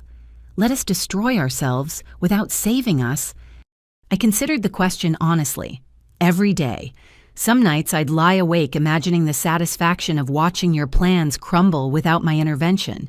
But then I'd remember Grandpa's words: build with love, lead with integrity. Letting you fail without trying to save you would have violated both principles. "We didn't deserve it," Emma said quietly. "We didn't deserve your protection or sacrifice." "No," I agreed. "But love isn't about what people deserve. It's about what they need. And you needed someone to believe you could be better than your worst moments." Emma hugged me, then the first genuine embrace we'd shared in years. "I want to earn it. Not your love, I understand that's unconditional now, but your respect, your trust. I want to become someone worthy of being your sister." "You already are," I assured her. "You just need to believe it yourself." As the family dispersed to their respective homes, I stood in the driveway of our childhood house. In 12 hours, everything had changed. The company was saved, but transformed. The family was broken, but beginning to heal. The future was uncertain, but no longer hopeless. My phone buzzed with a text from Sarah Chen. "Transition team assembled. Ready for Monday's announcement. Proud of you, boss." Another from David Chen. "Markets respond well to family reconciliation stories. Expect positive coverage to balance tonight's viral drama." But the one that mattered most came from Jake. "Thank you for not giving up on us. See you at therapy Sunday. I'll bring coffee. The good kind, not the Morrison Industries break room swill." I smiled, looking up at the November sky where stars struggled to shine through urban light pollution. Somewhere up there, I hoped Grandfather Harrison and Uncle William were watching, seeing their family finally choose healing over harm. Monday would bring challenges. The employees would need reassurance. The business community would need explanations. The integration of Everest Holdings and Morrison Industries would require delicate navigation. But those were tomorrow's battles. Tonight, for the first time in 5 years, I wasn't fighting alone. I had a family again. Flawed, damaged, complicated, but committed to becoming something better. The girl who'd sacrificed everything to save them had become the woman who'd teach them to save themselves. The porch light was on at the Morrison house just as it had been throughout our childhood welcoming family home, no matter how late the hour. I touched the doorframe gently, a benediction and a promise, then headed to my car. There was one more stop to make before this night ended. One more conversation to complete the circle of redemption. 6 months later, Morrison Industries hummed with an energy I hadn't felt since grandfather's days. The early morning sun streamed through the office windows as I reviewed the quarterly reports, each metric telling a story of resurrection that even my most optimistic projections hadn't anticipated. 43% growth.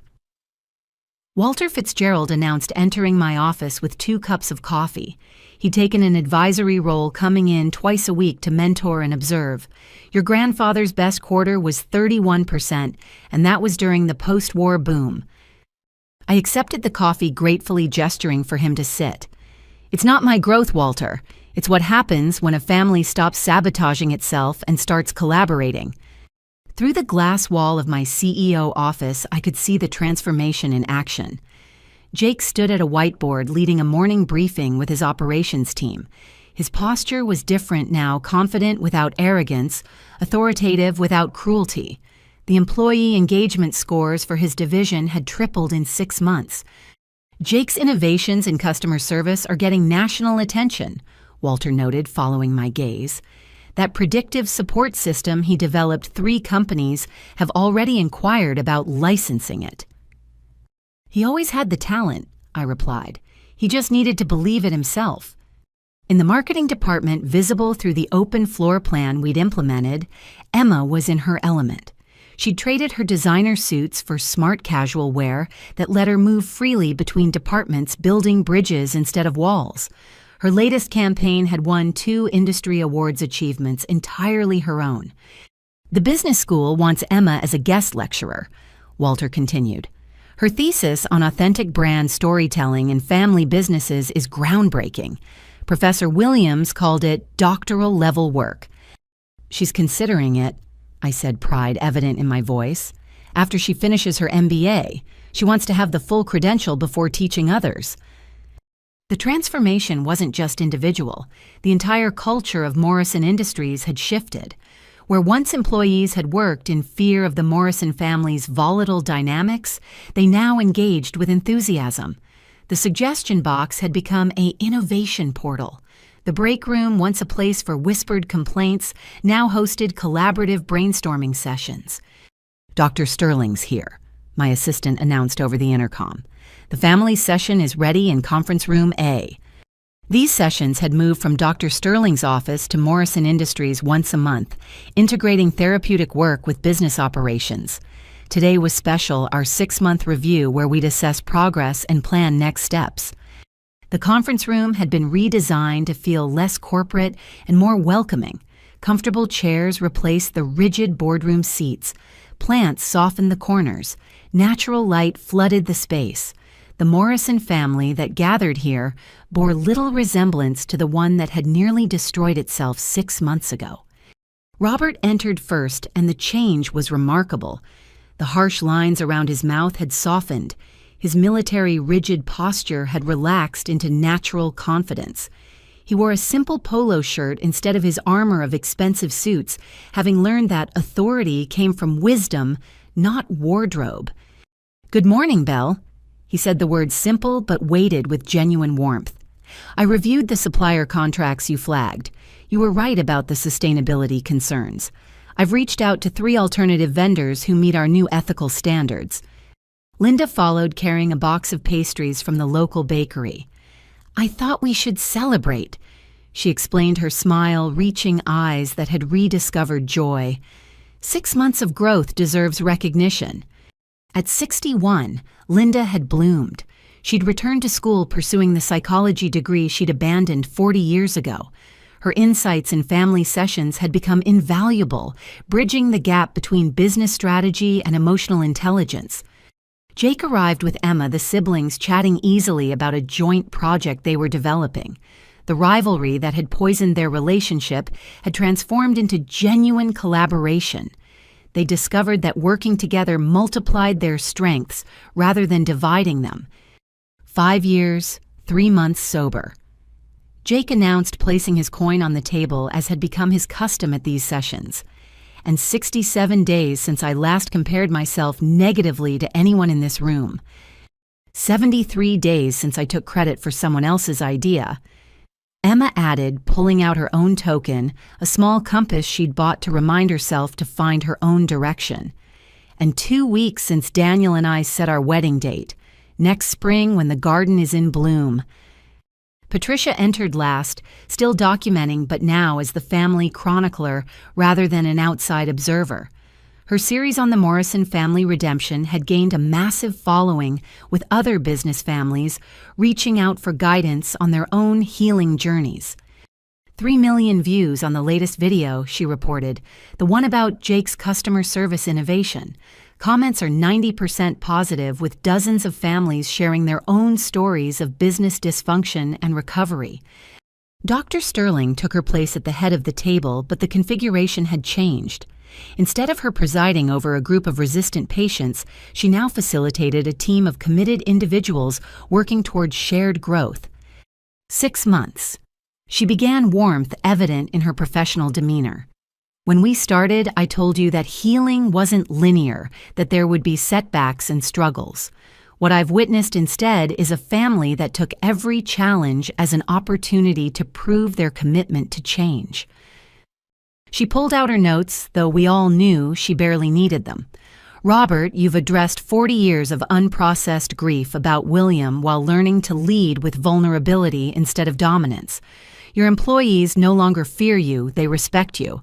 The difference is transformative. Robert nodded his hand, finding Linda's automatically. I visited William's grave yesterday, told him about the company's success. For the first time, I could hear his voice in my head saying, "Good job, Bobby," instead of condemning silence. Linda, Dr. Sterling continued, you've reclaimed an identity beyond wife and mother while simultaneously becoming a better partner and parent. Your academic work on family business dynamics is already influencing the field. I got an A on my midterm, Linda announced proudly. My professor said my paper on emotional inheritance in business families was publication-worthy. I'm considering a doctorate after graduation. Jake, your recovery has expanded beyond gambling to encompass workaholism, perfectionism, and competitive dysfunction. You've become a mentor to others both in GA and in the business community. 3 sponsees now, Jake confirmed. All business owners struggling with addiction and family pressure. Belle refers them to me. I share my story and we work together toward health. It's the most meaningful work I've ever done. Emma, Dr. Sterling smiled. Watching you discover your authentic talents has been remarkable. You've proven that you never needed to steal achievements because your own capabilities exceeded what you took credit for. Emma blushed but held her head high. The Forbes interview comes out next week. They're calling me one of the authentic voices in family business. They specifically praised how I've openly discussed my past frauds as part of the healing journey. Transparency as strength, not weakness. And Belle. Dr. Sterling turned to me. You've transitioned from secret savior to collaborative leader. You've learned that protecting people doesn't mean hiding their failures, but helping them grow through them. The integration of Everest Holdings and Morrison Industries has become a Harvard case study in redemptive acquisition. We're all works in progress, I said, uncomfortable with praise even after months of therapy. But we're progressing together. That's what matters. Walter cleared his throat. If I may add an outside perspective, 6 months ago I attended a family destroying itself. Today I see a board of directors that happens to share DNA. You've professionalized your relationships while deepening your personal connections. Harrison would be beyond proud. Speaking of the board, I said, pulling up a presentation on the conference room screen, I have a proposal. Morrison Industries is ready for the next phase of growth. We've stabilized operations, revolutionized culture, and proven that redemption is profitable. It's time to expand our impact. The screen showed a new initiative, the Morrison Foundation for Family Business Healing. Using profits from both Morrison Industries and Everest Holdings, I propose we create a foundation that provides therapeutic support, business consulting, and financial assistance to family businesses struggling with dysfunction. Free services for companies under $10 million in revenue sliding scale for larger operations. Paying it forward, Robert said immediately. I vote yes. Seconded, Linda added. My research could support the therapeutic protocols. Jake and I could run workshops, Emma suggested, looking at her brother for confirmation. Sibling rivalry to collaboration, our specialty. Jake nodded enthusiastically. And I could expand the addiction support network. So many business leaders suffer in silence. The board unanimously approves, Walter declared with satisfaction. Harrison's legacy expands from building a business to healing an entire sector. Patricia was already filming. This is huge. The Morrison Foundation could transform how family businesses handle generational trauma and succession challenges. As the meeting progressed, discussing implementation details and potential partnerships, I marveled at the journey we'd taken. 6 months ago, we'd been adversaries united only by blood and mutual destruction. Now we were allies united by purpose and mutual support. "There's one more thing," Robert said as the session concluded. "Belle, I've been thinking about succession planning, real succession planning, not the manipulative version I practiced before." The room tensed slightly. Old wounds had healed but left scars that could still ache. "I'm proposing that in 5 years, when I reach 70 and Linda and I fully retire, the CEO position doesn't automatically go to you." He continued, surprising everyone. "Instead, all 3 of you should have the opportunity to present your vision for Morrison Industries' future. The board, including outside directors, will decide based on merit, not birthright or favoritism." "You're serious?" Jake asked. "Completely," Robert confirmed. "We've learned that assumed inheritance breeds entitlement and resentment. Fair competition based on demonstrated capability and vision that builds excellence." Emma grinned. "So we have 5 years to prove ourselves worthy of leading grandfather's company." "Our company," Linda corrected. "It belongs to all of us now and to the employees who've made its resurrection possible." "I accept the challenge," I said, looking at my siblings. "May the best Morrison win, and may Morrison Industries win, regardless of who leads it." "That's the spirit," Dr. Sterling said approvingly. "Healthy competition within a framework of mutual support. You've graduated from dysfunction to high functioning. My work here is transitioning from intervention to maintenance." As the meeting concluded, the family dispersed to their various responsibilities, but there was a cohesion to our movements now. We weren't scattering to avoid each other, but spreading out to cover more ground while remaining connected. I remained in the conference room with Walter and Patricia. "The viral video of the Thanksgiving confrontation has been viewed 50 million times," Patricia reported. "But the redemption arc has exceeded that. People are calling it the most honest portrayal of family business dynamics ever captured." "Fame was never the goal," I said. "But if our pain and recovery help other families avoid similar destruction, then transparency serves a purpose." Walter stood to leave, pausing at the door. "Harrison used to say that businesses are like gardens. They need the right conditions to grow, but also pruning to thrive. You've pruned away the dysfunction and created conditions for extraordinary growth. What blooms from here will be magnificent."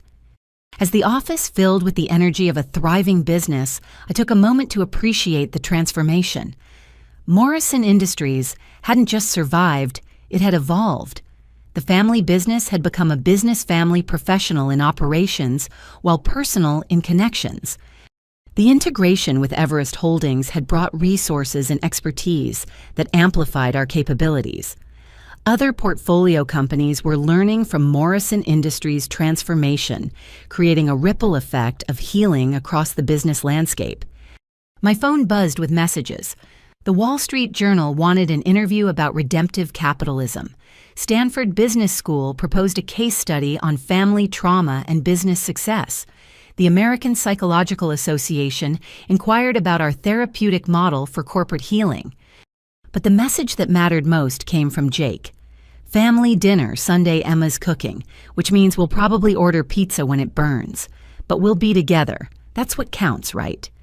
I smiled, typing back, "Together is all that counts. I'll bring dessert and a fire extinguisher." 6 months ago, that text would have been impossible. The casual affection, the self-deprecating humor, the assumption of gathering without agenda, all signs of a family that had remembered how to love without conditions. The sun climbed higher, illuminating Morrison Industries with the promise of a new day. Somewhere, I knew Grandfather Harrison and Uncle William were watching, seeing their legacy not just preserved, but transformed into something greater than they'd imagined.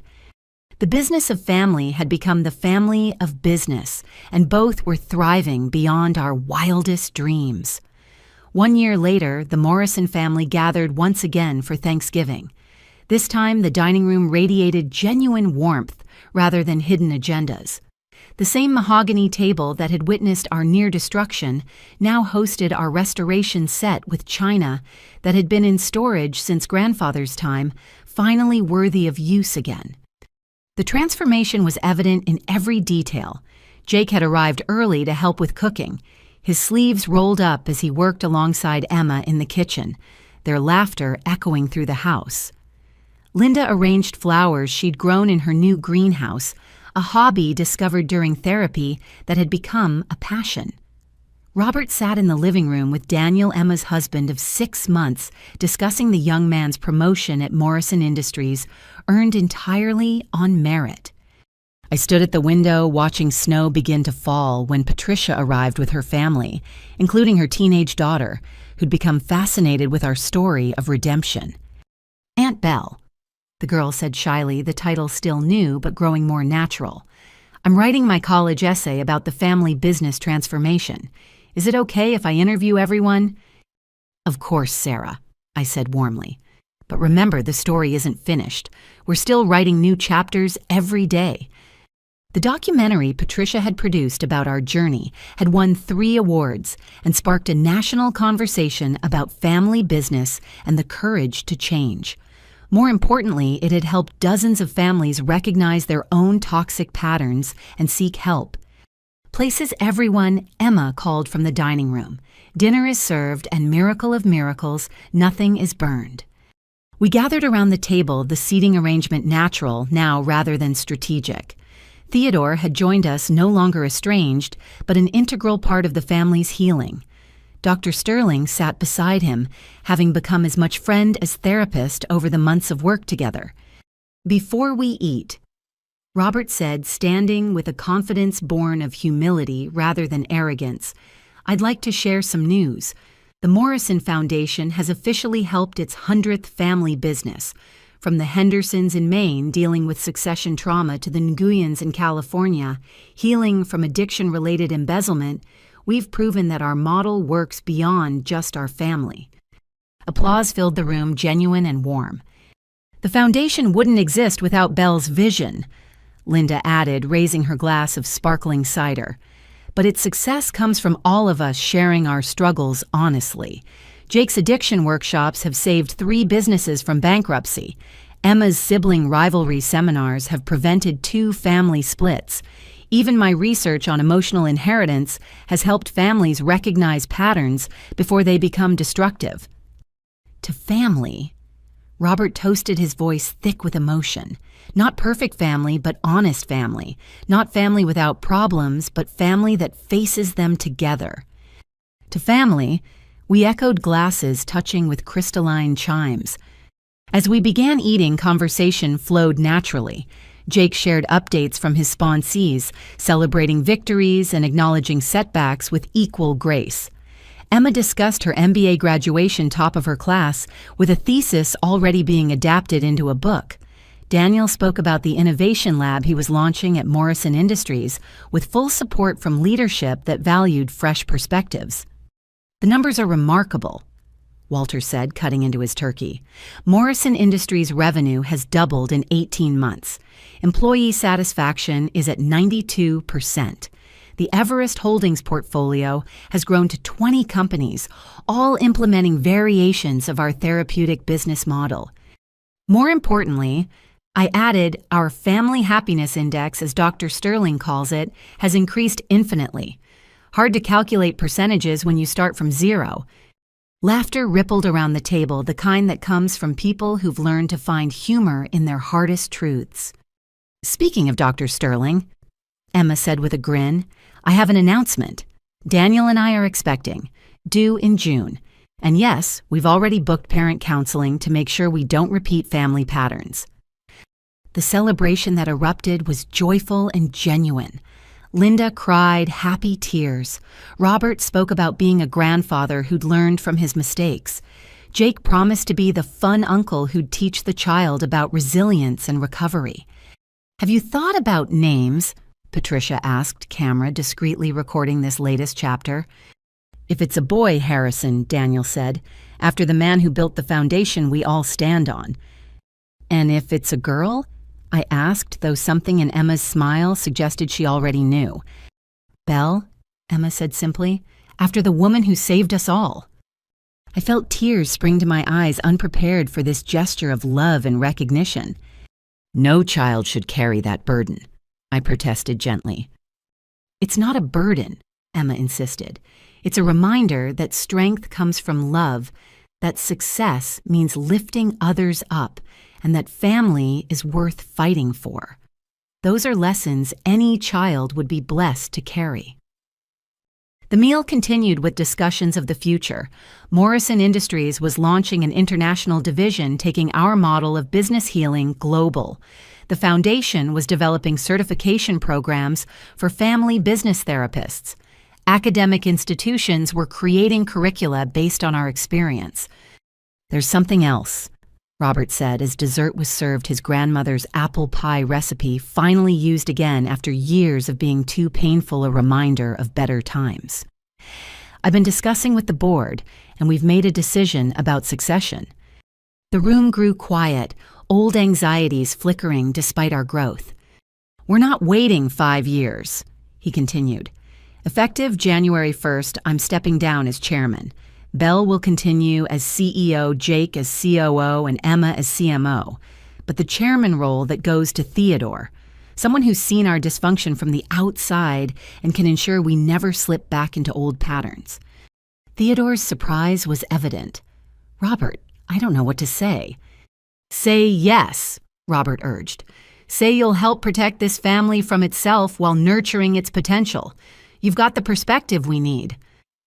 "I accept," Theodore said solemnly, "on one condition. We institute term limits. No position held for more than 10 years without board review. Power needs to circulate to prevent stagnation." "Agreed," we said in unison, another sign of how far we'd come. As the evening progressed, snow continued to fall outside, blanketing the world in pristine white. Inside, the Morrison family basked in a warmth that had nothing to do with the fireplace and everything to do with healed hearts. "You know what I'm most grateful for?" Jake said, his 5-year coin catching the candlelight. "I'm grateful we fell apart, because if we hadn't hit bottom, we never would have found our way to something better. Our destruction became our salvation."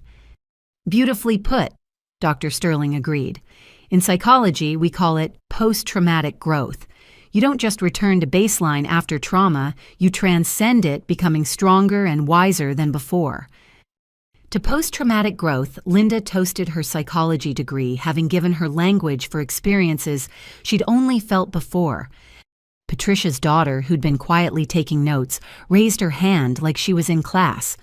"I have a question. If you could go back, would you change anything? Would you prevent the whole confrontation from happening?" The family exchanged glances, years of therapy having taught us to consider such questions seriously. "No," I said, finally speaking for all of us. "Every painful moment led us here. Jake's gambling taught us about addiction and recovery. Emma's insecurity revealed the damage of conditional love. Mom and Dad's favoritism exposed generational trauma that needed healing. Even my isolation showed how martyrdom masquerades as virtue. We needed every lesson. The only thing I'd change," Robert added quietly, "is I'd have gotten help sooner. But perhaps we weren't ready. Perhaps we needed Belle to build Everest Holdings to prove that salvation was possible before we could accept it." As the evening wound down, we gathered in the living room where a photographer waited. We decided to commission a new family portrait replacing the stiff, formal one that had presided over our destruction with something reflecting our renewal. "No fake smile," the photographer instructed. "Just be yourselves." The resulting image captured us perfectly. Imperfect people choosing connection over conflict, growth over stagnation, love over fear. Jake's arm draped casually over my shoulder. Emma leaned into Daniel while Linda and Robert held hands. Theodore and Patricia flanked the group integral parts of our expanded definition of family. Dr. Sterling and Walter sat with us advisors who'd become cherished friends. "One more shot," the photographer said. "This time, everyone look at Belle." The suggestion was spontaneous, but as my family turned toward me, their faces radiated something I'd never dared hope for during those lonely years at Stanford: gratitude, mixed with love, respect, tempered by affection, and most importantly, genuine seeing of who I was rather than who they'd needed me to be. Later, as guests departed and the house quieted, I found myself alone in Grandfather's study with Robert. He was placing the new family portrait on the desk next to the photos from our past. "Your grandfather visited me in a dream last night," he said quietly. "First time since he died. He said 4 words, 'Thank you for Belle.'" "Dad," I started, but he held up his hand. "Let me finish. I spent so many years resenting you for being what I couldn't be, for choosing freedom over obligation. But I see now that your freedom saved us all. You broke the chains I was forging tighter with each year. So from me, not from a dream, but from your father. Thank you, Belle. Thank you for loving us enough to let us fail, and wise enough to catch us when we fell." We embraced then father and daughter, CEO and founder, but mostly just 2 people who'd found their way through darkness into light. As I drove home through the snowy streets, my phone buzzed with messages from other families who'd watched our journey. The Richardsons in Texas were entering family therapy. The Lynns in Seattle had restructured their business to prevent sibling rivalry.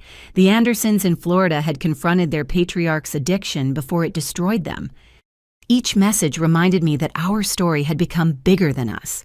The Morrison family redemption had sparked a movement proving that business success and family health weren't mutually exclusive, but mutually reinforcing. I pulled into the driveway of my new home, a modest place compared to what I could afford, but perfect for the life I'd chosen. Inside the wall displayed photos from the past year, Jake's 5-year sobriety celebration, Emma's MBA graduation, my parents' 40th anniversary party, where they'd renewed their vows with honest promises, Morrison Industries' record-breaking quarter celebration, and the Morrison Foundation's ribbon-cutting ceremony. But the photo that mattered most sat on my bedside table, the whole family at Grandfather's grave, on the 1-year anniversary of our transformation. We'd gathered to tell him about our journey, about the family business that had become a business family, about love rediscovered and purpose renewed. In the photo, snow dusted the gravestone where we'd placed flowers and Jake's 6-year coin. Our faces showed tears and smiles in equal measure. The complex emotions of people who'd traveled through hell to find heaven wasn't a destination, but a choice, made daily. As I prepared for bed, my laptop chimed with one final email. The Harvard Business Review wanted to feature our story as their cover article, The Redemption Model: How One Family Transformed Trauma into Triumph. I smiled, typing a quick acceptance before closing the computer. Tomorrow would bring new challenges, new opportunities to prove that redemption wasn't a one-time event, but a continuous choice. Morrison Industries would continue growing. The foundation would help more families. We'd face setbacks and celebrate victories always together. But tonight I simply felt grateful. Grateful for a grandfather who planted seeds of wisdom in rocky soil. Grateful for a family brave enough to change. Grateful for allies who appeared when needed most. And grateful for the hardest moments that had forged us into something unbreakable. The Morrison family story wasn't ending. If anything, it was just beginning. But the chapter on betrayal and destruction had closed forever, replaced by one of healing and hope. We'd proven that love could survive anything if people were willing to do the work of resurrection. Outside, snow continued to fall, covering the world in possibility. Inside, I fell asleep knowing that sometimes the greatest gift you can give your family is the chance to fail coupled with the wisdom to help them rise. And we had risen, oh how we had risen. The business of family and the family of business had merged into something beautiful, a legacy worth leaving, a story worth telling, and a future worth building together.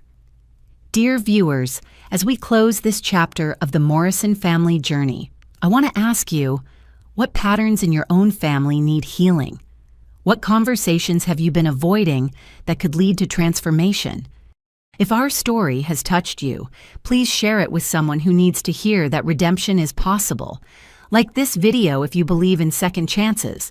Subscribe to follow more stories of families choosing healing over harm. And comment below with your own experiences of family business dynamics, whether triumphant or challenging.